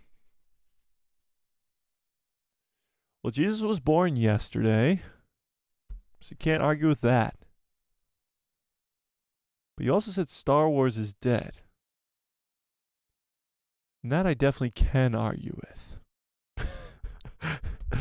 Rank Visions Season 2 out of 10. Visions Season 2. Let me catch up on some chats here. Hale says, well, you guys rank it out of 10. Don't forget to rank it out of 10. Rank it out of 10. Rank it out of 10. Well, I catch up on the chats. So that when I do catch up to the chats, I have some ranks out of 10 so that I remember to rank it out of 10. Okay. Hale says, I have to ask, have you watched Battlestar Galactica? No. The only reason I know about Battlestar Galactica is from The Office, from when Dwight Schrute talks about Battlestar Galactica. So no, I cannot say that I have. Cat's Paw says, Doctor Who. Oh, okay. I guess that's okay. I could not tell you if that was a good thing or a bad thing, Cat's Paw, so I don't know. Hale says, but I appreciate the fact that we got a Legends series, even though I haven't seen season 2. Yeah, I appreciate the fact of the Legends series, but it's so, like, each individual episode, which is only about 20 minutes, is its own individual story. So even if you like a story from it, like Ronin from the first season, you can't get more of that, which kind of sucks. So although the extended universe with Heir to the Empire and all the and Legends material from Old Republic to Dawn of the Jedi to all the way up until past the original trilogy and past the sequel trilogy, there is so much Legends material. Now, of course, that's all been shut down since Disney took over in an attempt to hopefully bring all that stuff into canon someday with their own interpretation of it, like we're seeing with Heir to the Empire right now. But I still think Visions is just not the way to go. Now, it has been confirmed for a third season, I don't think. Correct me if I'm wrong. I don't think it is. I don't think it is confirmed for a third season, but I think that there will be a third season to this show. I think they should take this in a different route. Star Wars Visions should be something that is more like Legends novels and Legends books, where it's an extended story. It could be a whole season of a story of Legends that doesn't have to be canon to Star Wars at all, but it can just be something cool that fans that want to still enjoy Legends can go watch. Honey Badger says, they're still talking about Doctor Who. That's okay. Abeloth will be my spider monkey woman man. What? Oh, will be a spider monkey woman man who has all the Force abilities and can Force heal, but she will still manage to lose to Rey Palpatine, wannabe a Skywalker. I certainly hope not. I think they're going to do Abeloth in a specific way where Abeloth is going to be so badass and so damn cool and definitely not going to be able to be taken down by just one character. And if it is just one character, it'll probably be Luke, if anybody, because it will probably be before the sequel trilogy, if anything. Cat's Paw says, I haven't watched season 2 yet either. Oh my god, nobody watched Vision season 2? I got a question though, for those of you who haven't seen Vision season 2. Have you seen Vision season 1? Did you watch the first season? Hale says, I can't rate it considering I didn't watch it, but I did enjoy season 1. Well, then I got a follow-up question to you. Why didn't you watch season 2 if you liked season 1? I'm not saying it's a bad thing, I'm just wondering. Honey Badger says, damn it, how about me and you and Mike band together and make our own Marvel, Star Wars, and Doctor Who content? We need creative control. I see that going extremely poorly for many reasons. First of all, copyright. Second of all, copyright. And third of all, copyright, where we would get shut down really quickly. But I love it. I love it. Of course, if you guys don't know, I'm working on my own sort of sci-fi next IP type thing. I'm sure many of you guys are as well, in the back of your heads, or you've written it down or whatever. Mine is still in the early stages and won't be done for a long time, I'm sure. Yeah. Honey Badger says, Star Wars is currently more successful than Marvel and DC. I think Star Wars is alive and well. Hashtag in Dave we trust. Well, yeah, you're always going to find people who come into the chat and say Star Wars is dead, but that's just their own opinion. There's millions, if not billions, of people around the world that definitely would love to see more Star Wars in the future. Honey Badger says, I'd love to have creative control over Marvel, Star Wars, or DC property one day, and I have a good understanding. I mean, yeah, but good luck with that. I mean, it's become so political now that it's just like the people in charge don't really care about the content. I think Star Wars is in a great place right now. I agree too. As Mike always says, there's no better time to be a Star Wars fan than right now. There really isn't. I was saying that at the beginning of this year when Mando season 3 was coming out, and everybody was panicking because they were like, oh, and then we got Jedi Survivor, then we got Vision season 2, then we got Ahsoka, then we got all this crazy stuff, and so much more stuff to look forward to next year. Yeah, it's the best time to be a Star Wars fan right now. Hale says, to be honest, I just didn't like what they did that they did one episode stories. They should have taken a really cool legend story and made animated stuff out of it. That would have been amazing. Imagine they did like the what the hell is it called? Shadow Empire? Is it called Shadow Empire? Whatever it is. What if they took that whole entire run and turned it into an animated show that was Legends? Didn't even have to be canon. That would be cool. Yeah, I agree. Catspot says, I watched Visions 1. I may stream Visions 2 later. Well, there you go. Honey Badger says, I absolutely loved Visions Season 1 and 2. However, whoever doesn't can fight me on Mustafar. Well, there you go. There you go. And while we move on to what I think is not only the best Star Wars show, but the best Star Wars show this year, but the best Star Wars show in general. Can I get some good cups follow orders in the chat, please? Look at this good ass cup. Look at how good it is. Give it what it deserves. Okay. Moving on to Ahsoka. That looked so wrong, and I apologize. Ahsoka. All right, let's go to the Ahsoka show on the Disney Plus. And let's go cast our mind back to the Ahsoka show. So it only ended a few short months ago, but let's cast our minds back. Ahsoka. So part 1, of course, was the introduction to a lot of characters for normie fans and for people who didn't watch Rebels. It is sort of like the introduction to a lot of these characters. So this had Ahsoka go to that Night Sister stronghold, which was incredibly cool.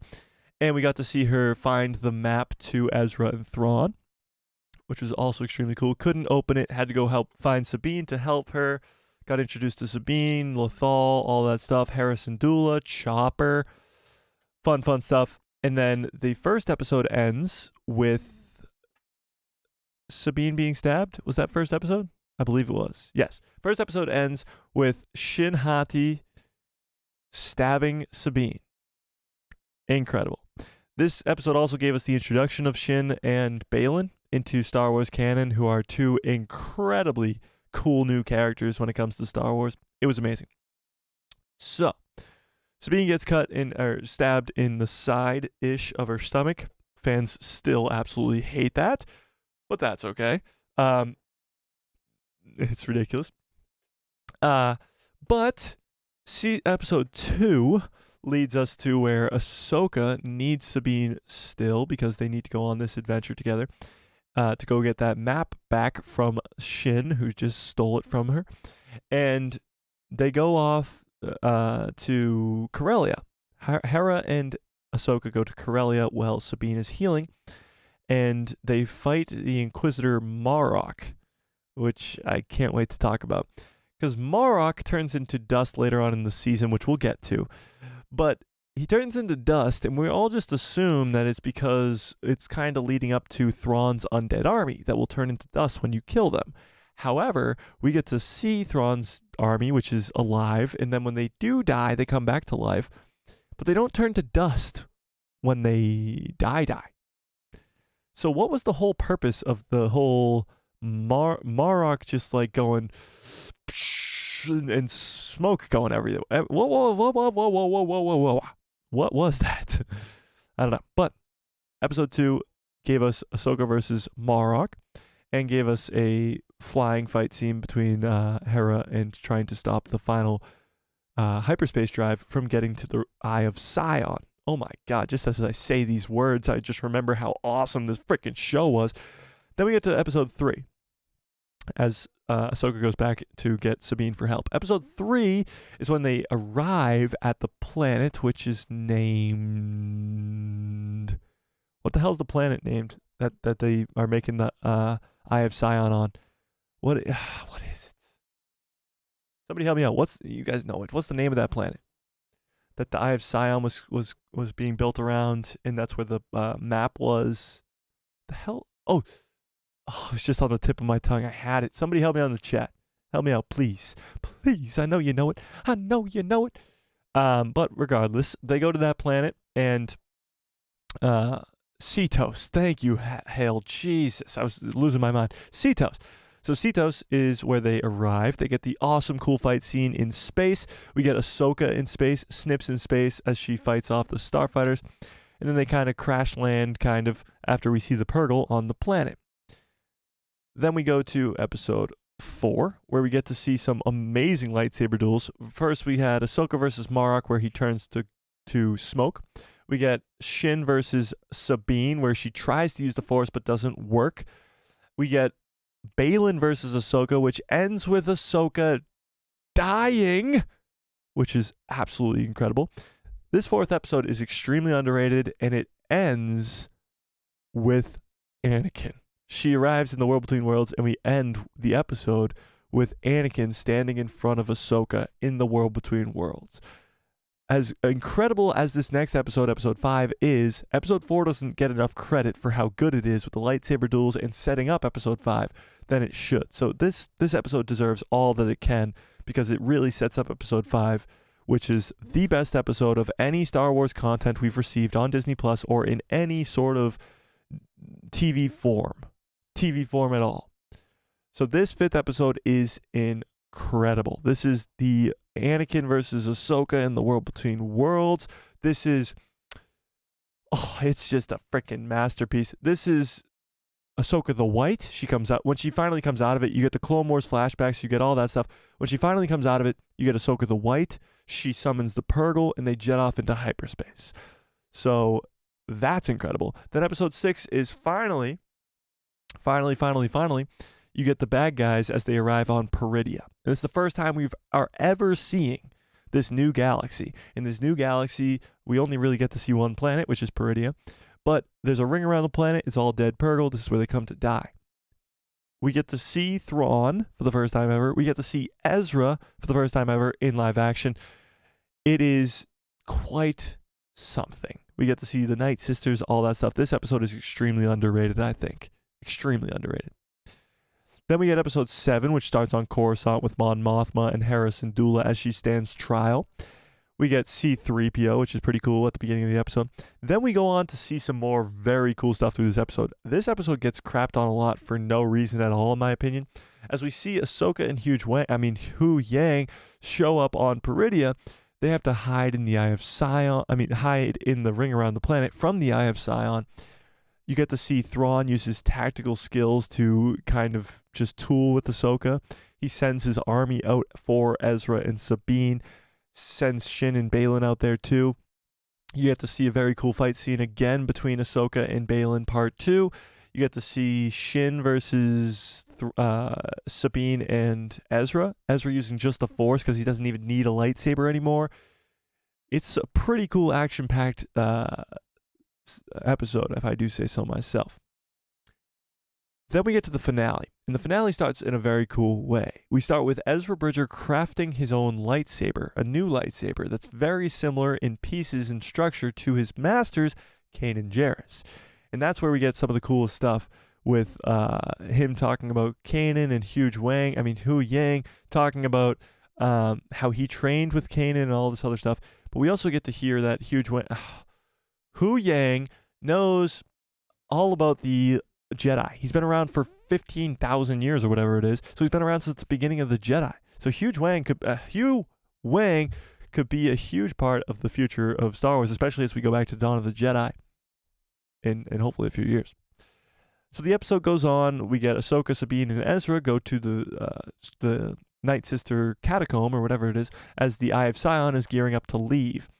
We get to see the Night Troopers come back to life. That was very, very cool. We get to see Morgan Elsbeth versus Ahsoka, which is an incredible fight sequence. We get to see Sabine finally use the Force, which is still amazing, and anybody who says it isn't is stupid. Just kidding.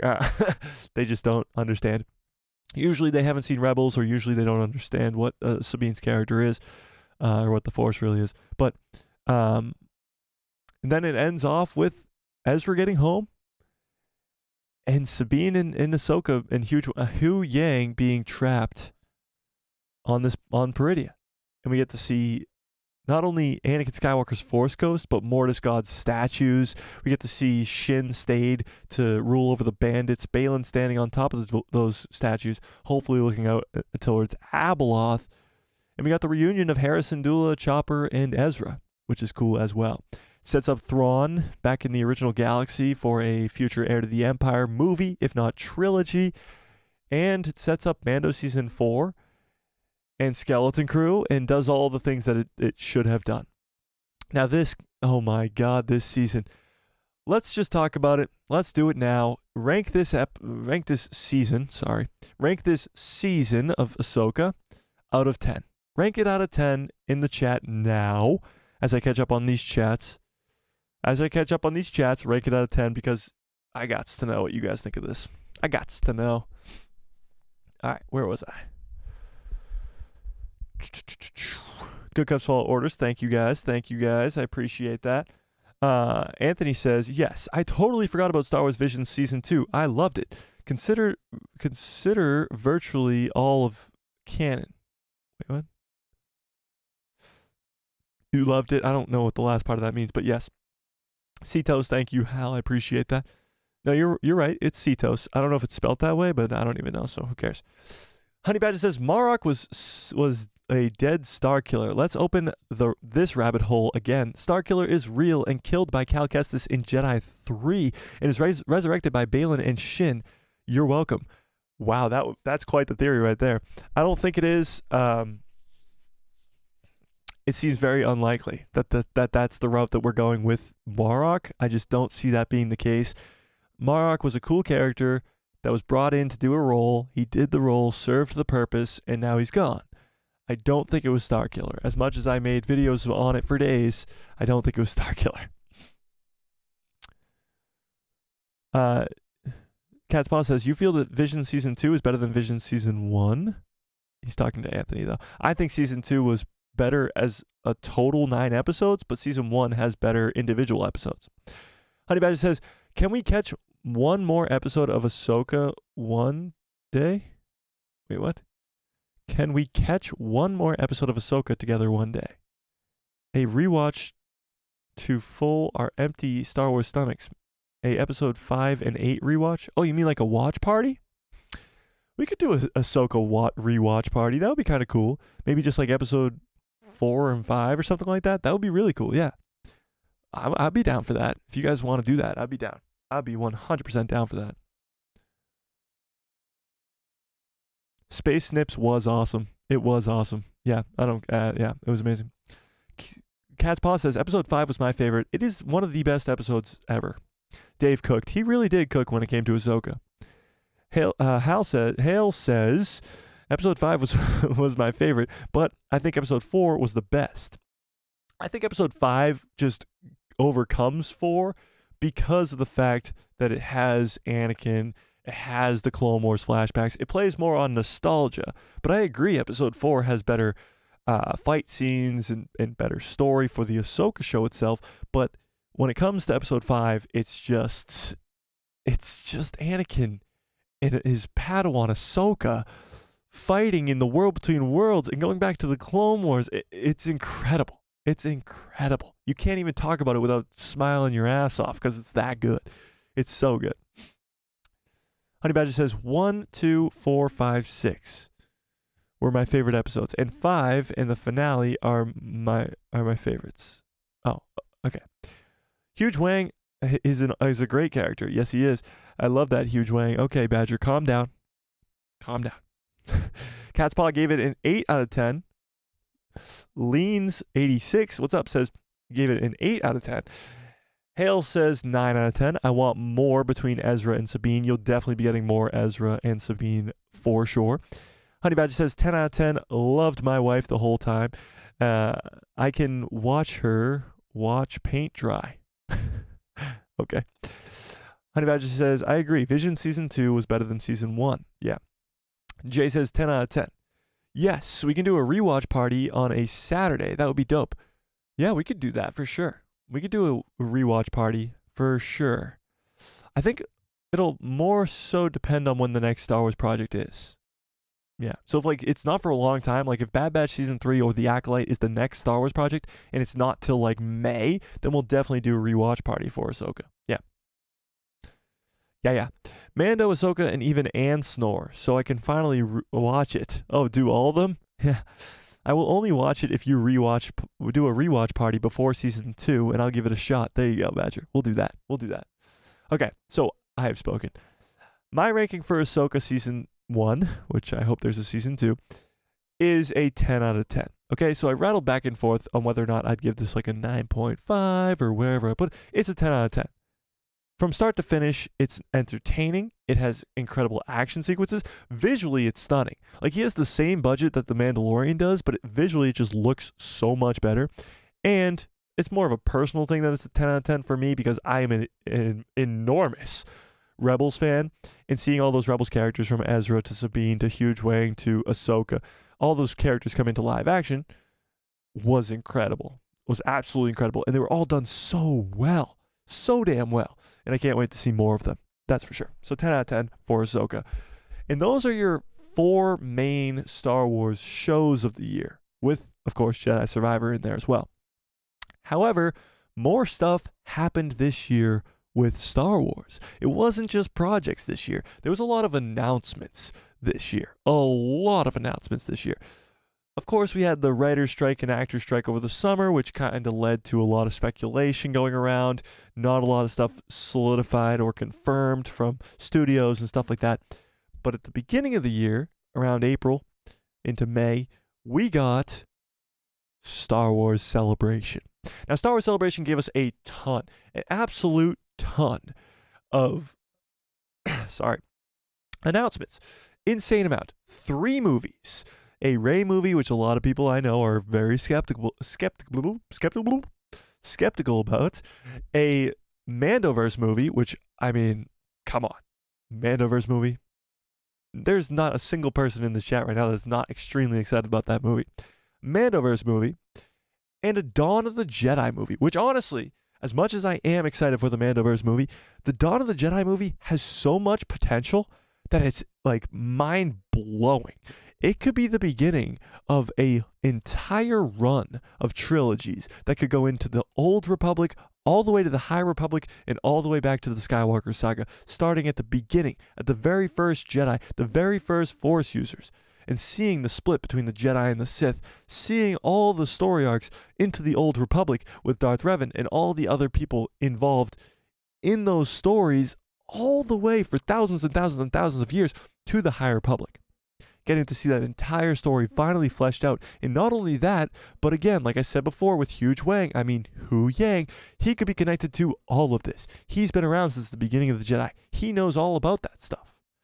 So I think it's going to be really, really cool. Dawn of the Jedi could be the most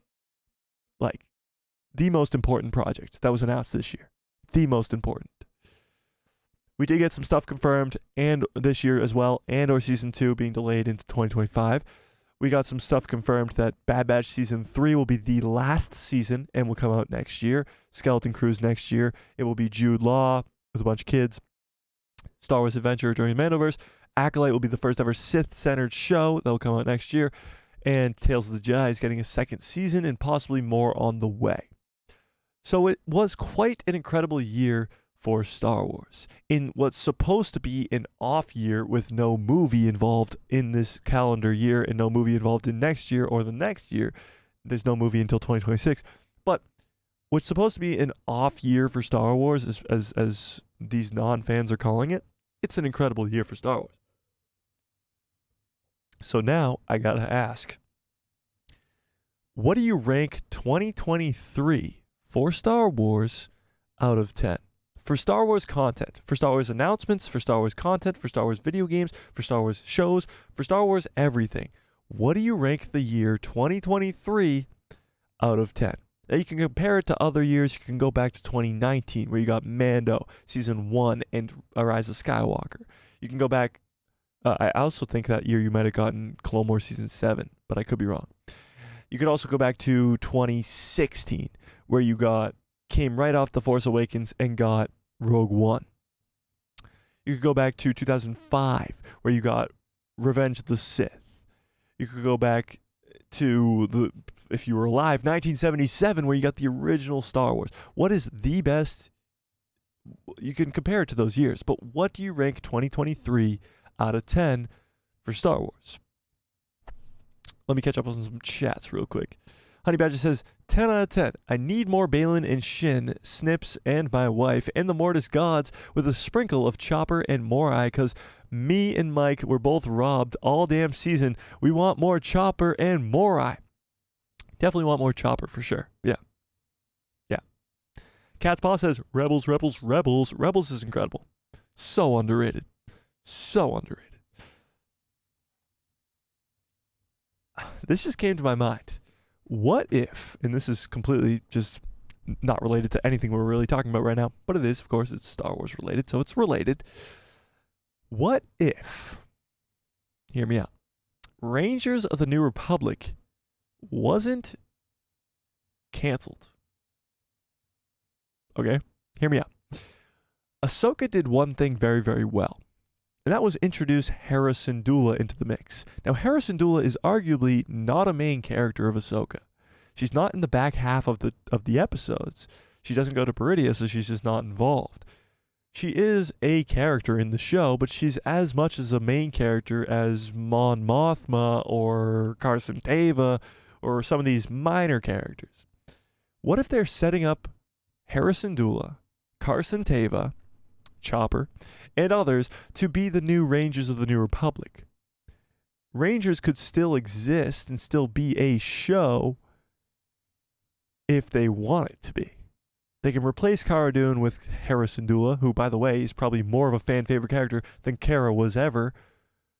But it's definitely possible that they could do that.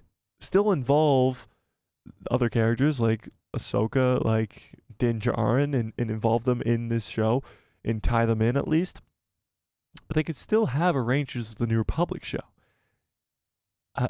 I guess now it's more the case of running out of time. With Dave Filoni's movie in 2026, do you have enough time to do a Rangers show? That remains to be seen, I guess, but it's definitely possible to do it still. I don't know, just popped into my head. Honey Badger says, we need more Boba Fett, not Beta Fett. I need Bo-Katan dead. Oh no. I need Din Djarin to sacrifice himself after Season 4 to save Grogu, and then Grogu grows up as the leader of Mandalorians and Jedi and will have an actual army. That would be incredible. And more Chopper and Morai, and have Anakin officially announced as the Mortis father. I don't know if that'll officially ever be announced, but I definitely think that is what was going down in that episode for sure. And yes, more Boba Fett. Boba hasn't been seen since his show ended, and that was a long, long time ago. Almost 2 years ago, I think. So we need more Boba, because Boba's going to be in the movie. He's probably going to be a guy who could make a sacrifice play, because Boba's character's older, Tamara Morrison's older, and he's not involved in the sequel trilogy. So he could definitely be a guy who dies in the movie. So you got to give him more screen time before this movie. You got to give him, honestly, as much as a lot of fans didn't like the first season of Book of Boba Fett, I think Boba Fett needs a second season. I think that's really the answer. We need more Boba, that's for sure. Hale says, seems like Andor won't be here until spring of 2025. Yeah, well, it's definitely 2025. Hopefully it's spring. I do hope that it's spring, yeah. Then I'll die happy after they release Jedi 3 and Finn comes back as a Jedi Master in the Rey movie. There's a lot to look forward to. As you say all those things, there's a lot to look forward to over the next couple of years when it comes to Star Wars content, for sure. All right, let's see what you guys ranked this year out of 10. Let's see. Catspaw says 6 out of 10. Ooh, that's a little low, Catspaw. That's a little low. Honey Badger says solid 8.5 out of 10. Getting better by a long shot, but not quite a 10 out of 10 just yet. We got Mando Season 3, Jedi 2, Visions 2, and Ahsoka and Anakin in live action. Rebels and Thrawn. Live action Rebels and Thrawn. Canon can come true. Well, it has come true. 8.5 out of 10 in my opinion. This year as a whole, as a year of Star Wars content, I would have to give this year either an 8.5 or a 9 out of 10. It was that good of a year. When you almost have nothing to complain about, like look at last year, for example. Andor, I was a fan of. A lot of people either loved it or hated it. There was not many people in between, and I'm one of those people who are in between. I thought it was really, really good, but I don't think it was like the greatest thing to ever happen. Kenobi was a letdown and a half. Although it was a great finale, it was a big letdown. And then you had Book of Boba Fett to start that year, which a lot of fans didn't really like. I did like it more than most. So I think this year was a lot better than last year. Although I didn't give last year a ranking, I think this year was a lot better than last year. You had Bad Batch, which was very, very good. Mando Season 3, which wasn't as good as Season 2, but still very good. Vision Season 2, which was solid. Jedi Survivor, which was the best Star Wars video game I've ever played. And Ahsoka, which is a 10 out of 10 show. 10 out of 10. This is easily an 8.5 or to a 9 out of 10 year for Star Wars. I still think there's room for improvement, a lot of room for improvement. But it was a great year for Star Wars. A great year. And a great year for this channel, if I might push it to that side of things.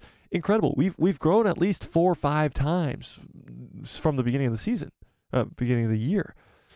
We are at over 4,000 subscribers. It's insane. It's absolutely insane. We started the year off with maybe one, if not one person watching me stream for an hour, and I couldn't go longer than an hour because I wouldn't have enough stuff to talk about because I was just talking to myself for an hour.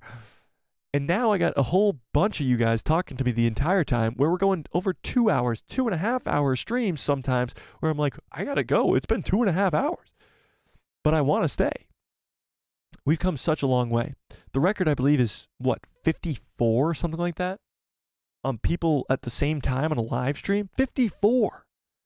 There was one at most listening to me at the start of the year. It's insane.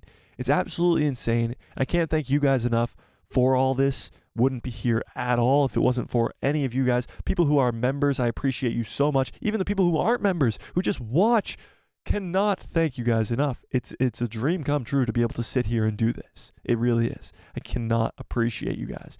I cannot thank you guys enough. That's for sure. We've been breaking records all over the place over these last couple months. Even with no Star Wars content coming out, we're still breaking records. It's incredible.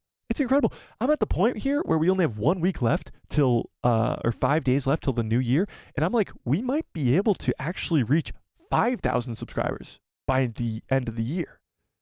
5,000. Because I was like, 4,000 is the goal. We hit 4,000 on Saturday night. We're at 4,130 already. I mean, it sounds very, very hard, and it's probably unlikely, but it is a possibility. I just cannot thank you guys enough. I literally, every time I open my computer and go to the YouTube channel dashboard thing, it just literally brightens my mood, makes my day the entire time. Literally, it is the greatest thing that has ever happened. It's amazing, and I cannot thank you guys enough. So this year for the channel is a 100 out of 10. It's incredible. Absolutely incredible. 100 out of 10. But for Star Wars, somewhere between 8.5 and 9 out of 10. I got way off track there, but had to be said. Jay says, this year was a 10 because I've discovered your channel. Damn, Jay, I appreciate that a whole lot. I appreciate that a lot. That just made my day. Cat's Paw says, I would like to see Kenobi Season 2 with different writers and directors. The show needs to be redeemed with no Reva. Yeah, definitely no Reva if you're going to do Kenobi Season 2. But I don't know. Kenobi Season 2 is a weird thing. There is an article that I said we might get to today. If we do get to it, that's okay. If not, that whatever. We'll go over it eventually. But there is an article that about possible Kenobi Season 2. Let's read it. Why not? Catspot gave us the perfect transition into this. So let's read it. This is coming from Screen Rant. In talking about Kenobi Season 2. Let's read it. Star Wars already introduced Kenobi's perfect Season 2 villain, and it's not Darth Maul. Let's read. At the moment, it's entirely up in the air if Disney will greenlight another season for a live-action Star Wars series of Obi-Wan Kenobi. It's advertised as a limited series, but cast members and crew have been teasing the possibility of another season of Obi-Wan Kenobi since the first one dropped. So at this point, it's really anyone's guess. However, if any season is on the horizon, it wouldn't be difficult to bring to life as Star Wars has already introduced a perfect Season 2 villain. And no, it's not Darth Maul. So what's very interesting about Season 2 of Kenobi, as I think that there shouldn't be one, a lot of fans want one. And not only that, the actors want one. Ewan McGregor wants to come back so bad. Obi-Wan Kenobi was filled with solemn introspection, fun action-adventure, and more than a few truly epic lightsaber duels, meaning the desire to make a second season should be obvious. However, there is one thing that keeps that from happening. Season 1 had a definitive ending, that's for sure. Darth Vader dropped his obsession with Kenobi, as Palpatine made him. Obi-Wan starts his training on how to become a Force ghost, and fans see him as fans see him in the original trilogy, and Luke and Leia are safe in their respective homes until their fateful events of Episode 4. Everything was wrapped up quite nicely, and the stage was set for the original trilogy to play out as it should, at least presumably, as there's still at least one more adventure Kenobi could be called for before the events of Episode 4, one that could also be an amazing way to set up a future antagonist in later Star Wars installments, his conflict with Darth Krayt. So, what do we think of this? Darth Krayt. Darth Krayt's a very cool character. And obviously, he can exist in a post-sequel world. He could be the next villain in maybe a Rey movie or something along those lines. But Darth Krayt does come into contact with Obi-Wan Kenobi on Tatooine. It's possible that a second season of Kenobi could involve this. Now, the problem is, Kenobi Season 1 was the rematch of the century. It was Obi-Wan and Anakin, the two main characters of Star Wars, battling it out. Is Obi-Wan versus Darth Krayt gonna sell as well? When you know for a fact, if they're gonna use Darth Krayt further down the line, that neither character are going to die again, leaving us with another stalemate battle in a second season of Kenobi. Even reading this, as hype as it does make me, with Darth Krayt being such a cool character, I don't think it's still enough to create a second season. He's a cool villain, but it would just lead to another season of just nothingness. How are you going to fill 8 episodes with just Darth Krayt? A lot of it would be involved with introducing and explaining the character of Darth Krayt rather than even Kenobi. So it wouldn't really be about Obi-Wan. But here we go. Obi-Wan Kenobi should fight Darth Krayt in Season 2, just like in Star Wars Legacy. So Star Wars Legacy, number 18 by John whatever, and Jan whatever. So this is from a comic right here. This is the Obi-Wan versus Krayt. This is on Tatooine. He's obviously riding a bantha right there. He's under the mask of a Tusken Raider. Oh, that's it. Okay. Well, then you just get to see the lightsaber duel there.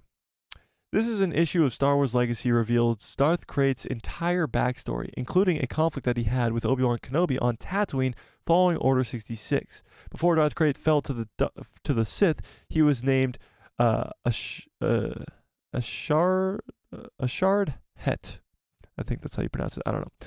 A native to Tatooine who returned to his homeworld after the fall of the Jedi Order. Upon his return, Het became the leader of a tribe of Tuskens traveling the planet and raiding moisture farms until they found them in the name of wherever they found them in the name of taking Tatooine back from foreign invaders. So the Tuskens, who are supposed to be the original people on Tatooine, think that the people around are foreign invaders. At least some of them do.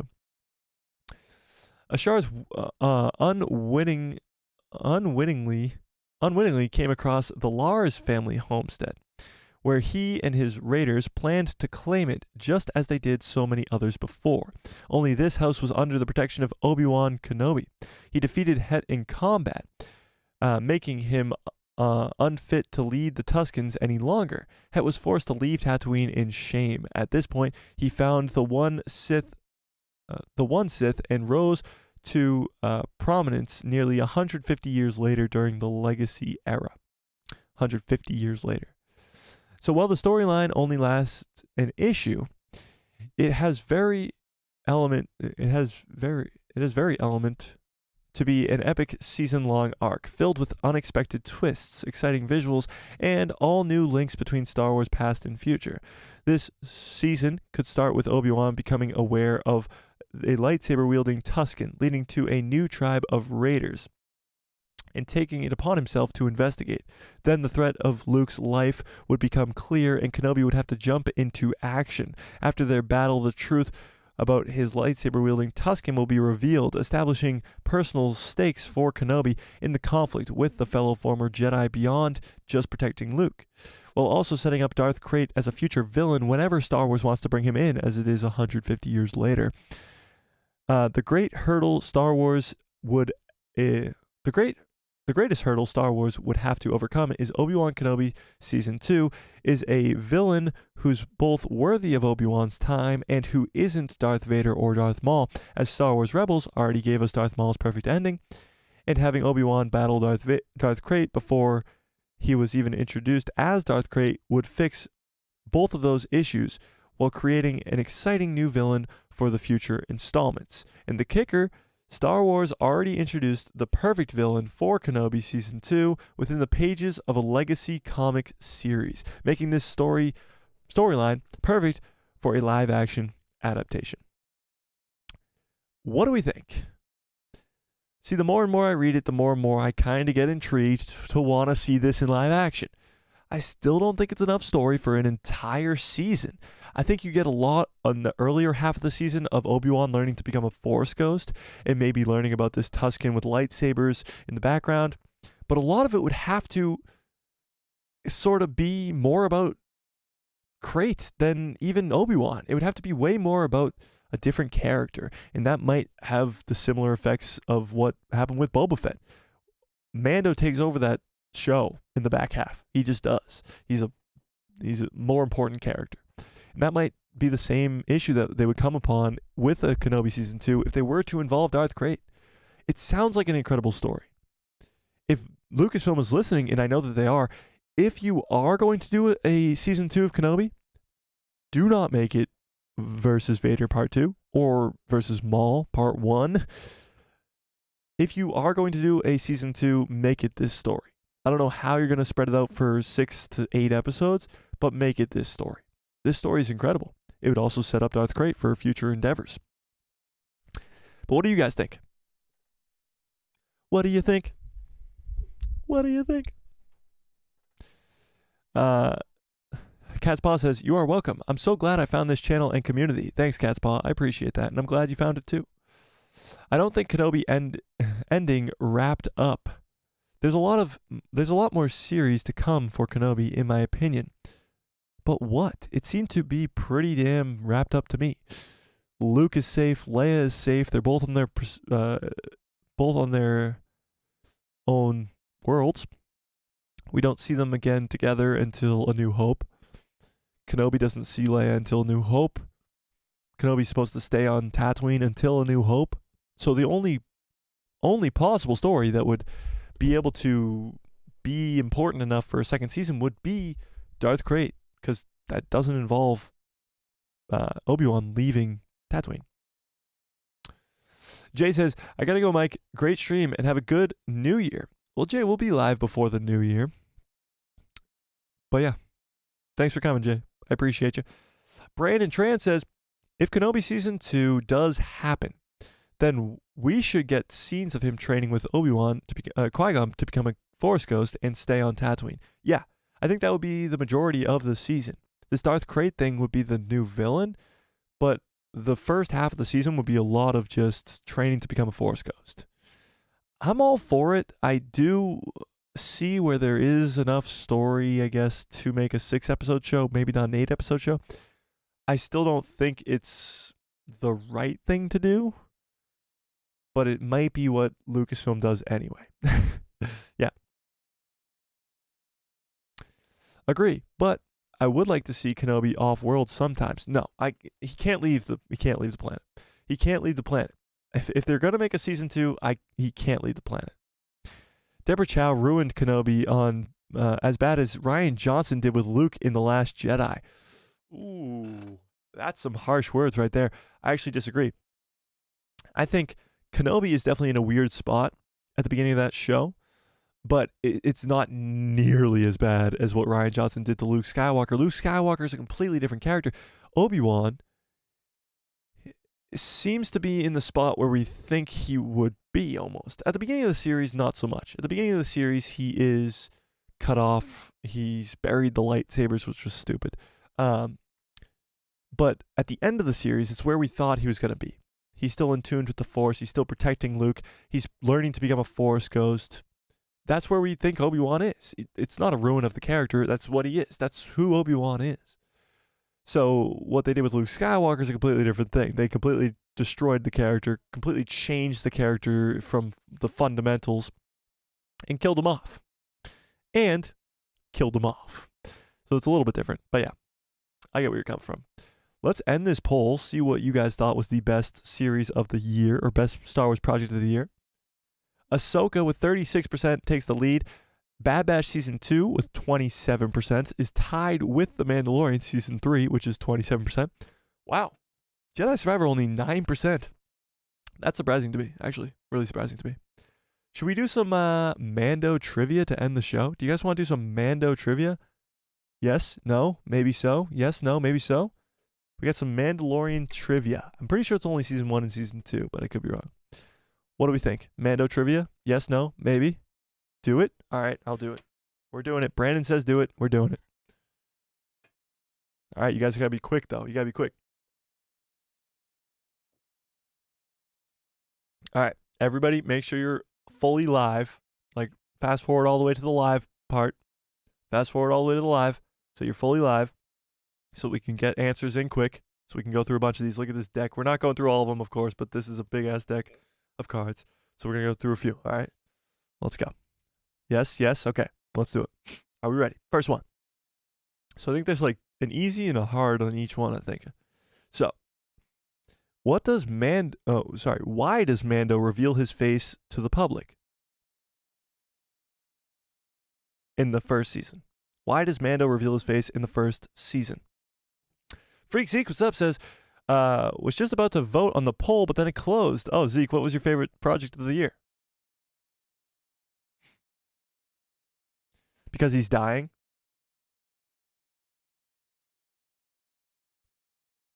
Yeah, I'll give that answer. It's a multiple choice, but I feel like if I give you guys the multiple choice, we're going to know the answer. The multiple choice was he uses a face scanner so IG-11 can heal him, or his helmet breaks. It's IG-11 can heal him. We know that.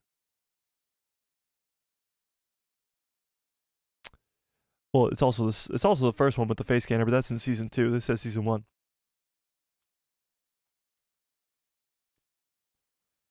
Okay, here we go. This is a good one. What notable remnant was left behind after the Razor Crest exploded?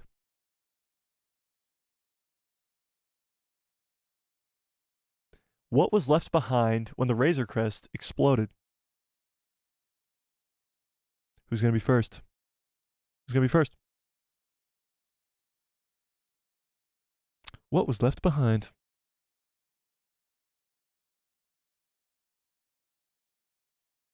Nothing But Beskar. No.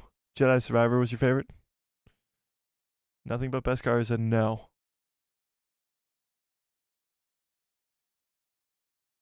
Think Grogu.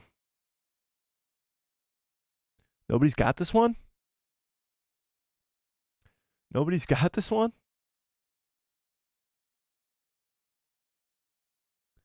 Then absolutely nothing? No, something's left behind. He goes over and picks it up.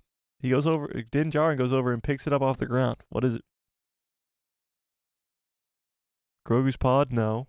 It is right after Grogu gets taken by the Dark Troopers, though. Grogu gets taken by the Dark Troopers, by Moff Gideon, and then his Razor Crest explodes, and he's like, damn, I've lost it all. And then he goes over and picks something up off the ground. What does he pick up? Grogu's Mudhorn medallion? No. Nope.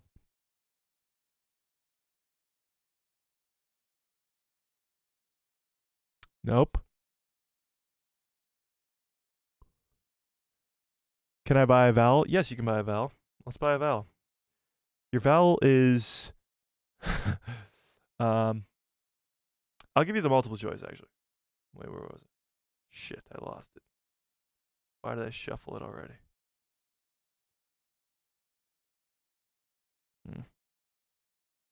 Damn it. Chain link? No, but you're kind of getting closer, I guess. Okay, here we go. Your options are A, a Mandalorian crest, B, the shifter knob, or C, Mando's jetpack.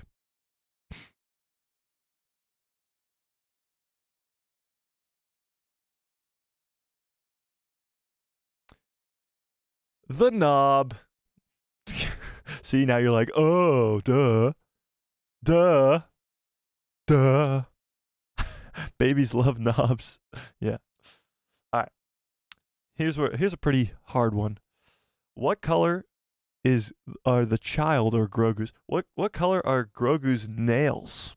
White, black, or yellow?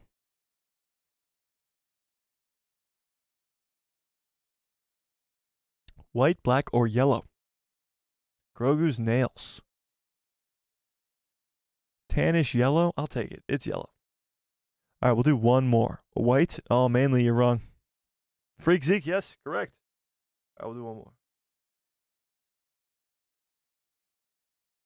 That one's lame. Okay, this is a good one. This is a good one. Eggshell, yes.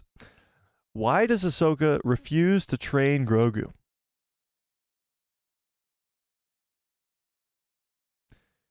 I'll give you the multiple choice for this one too.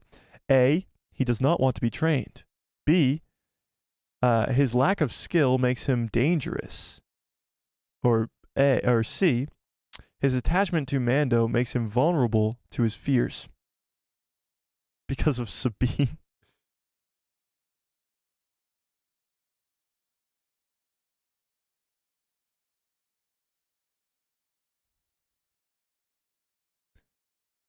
Yes, sir, Cat's Paw. Cat's Paw got it right. Because of Daddy Din. Yeah. All right, last one for real. Last one for real. Ready? How does the Mandalorian armorer, refer to the Jedi? A, an order of warlocks. B, an order of sorcerers. Or C, an order of force bearers.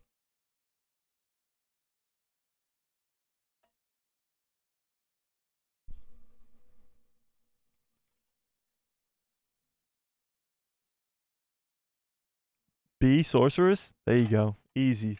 Yeah, some of these are really, really easy, and then some of them are like ridiculously specific, like what color are Grogu's nails? Or like just even more random than that. Like it's a cool game, but it's like it's a little random. You guys couldn't get the knob one though. That was a pretty good one.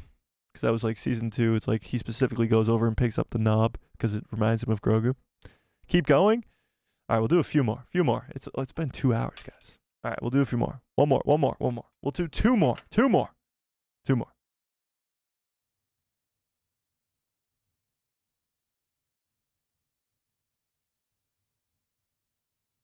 Hmm.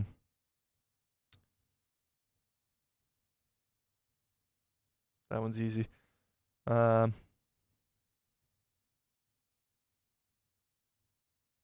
one's easy too.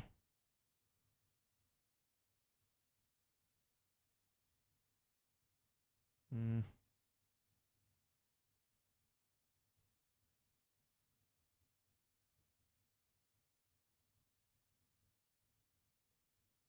Mm.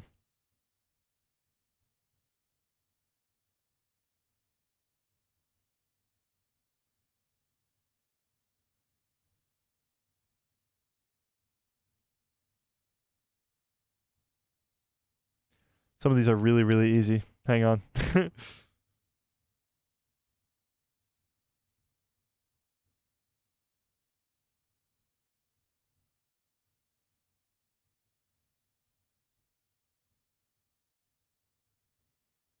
How about this?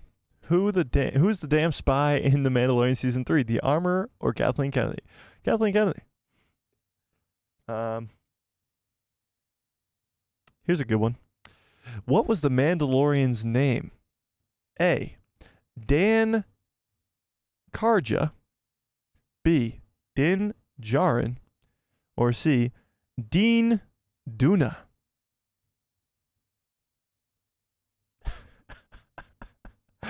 Oh, you're good. Yeah, that's a good one. That's a good one. That's a good one.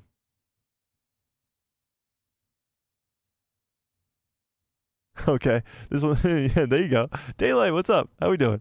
Okay, these are just kind of getting funny now. They're so stupid. What allows Ahsoka Tano to jump really high? A. Practice. hang on. It gets better. A. Practice. B. The Force. Or C. Her special boots. Do do do do do do do do. I think that one's incredible. That's a really tough one, if you ask me. That wasn't an answer, Badger.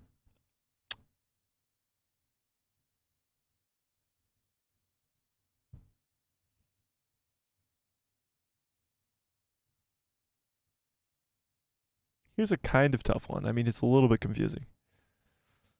What does the Mandalorian give to the child to wear at the end of season 1? A Mythzar necklace, a Beskar necklace, or a Mudhorn necklace?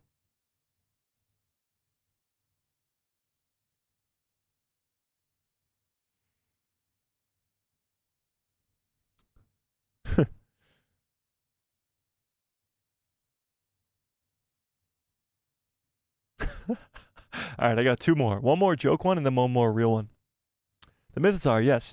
It would be a little bit confusing because the Mudhorn would kind of make sense too. All right, one more joke one and then one more real one, and then we'll get on out of here. What power does the child possess, Grogu? A. Invisibility.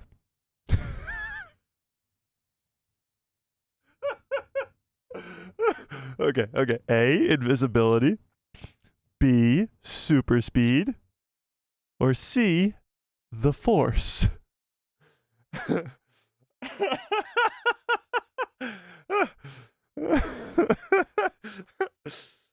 Drax, yeah.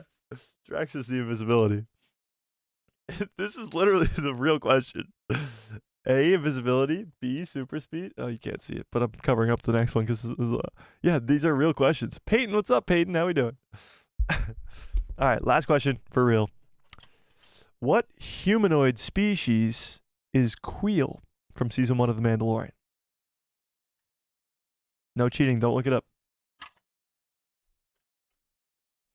Grogu's power is backflips. Yeah, kind of is. All right, well, you guys put those guesses in. Awesome, cool. Got to build some Lego sets this weekend, I guess. Got a bunch of Lego sets there. If you guys got anything cool for Christmas and you forgot to tell me now before we get on out of here. Nobody knows Queel species? Honey Badger says, the Force and Force healing should have been both options because those are two different abilities. Only Grogu and Rey can do it right now. Honey Badger says, he was an Ugnaught. I have spoken. This is the way. Yes, he was an Ugnaught. That is a great guess, Honey Badger, and I think you were the only one who knew it because nobody else was saying anything. Very, very good. All right. This was an incredible stream. Probably one of my favorites of all time. We are going into the new year, ladies and gentlemen, and that means a lot of new cool stuff for this channel and a lot of cool new stuff for Ahsoka. And, sorry, not Ahsoka, Star Wars in general. And one of the cool new things is this stream deck, so I got to get this up and running. I got to figure out how it works so we can get some cool thing. Like I can make one of these buttons zoom in so I can zoom in on my face, or one of these buttons say hello there, or one of these buttons do the membership song, or all this other stuff. Cool buttons that I want to get some cool stuff going on that. So we'll figure that out. A lot of cool stuff coming in the future. Watch out for some shorts coming up this week and some videos hopefully this week as well. Yeah. So, yeah. Yeah. This is a very fun stream, I must say. I really appreciate the hearts in the chat. I appreciate you guys for liking the video, for showing up, commenting, all that stuff. It really means a lot, and I appreciate every last one of you so much. So with that being said, I'm going to get on out of here. You guys are the absolute best. Smash a like on this video if you haven't. Hit that subscribe and hit that bell so you get notified every time I post a video in my pretty face or show up on the recommended feed of yours. Get the word out there. Let's get to 5,000 before the end of the year. How incredible would that be? 5,000 subscribers? That would be absolutely insane. But it's a possibility. Let's try it. Let's try it. Spread the word. Tell your friends. Tell your family. Find every source of technology in your household and log into YouTube and on a different account and hit that subscribe. May the force be with you. Always, always, always, always. Where's that stupid button?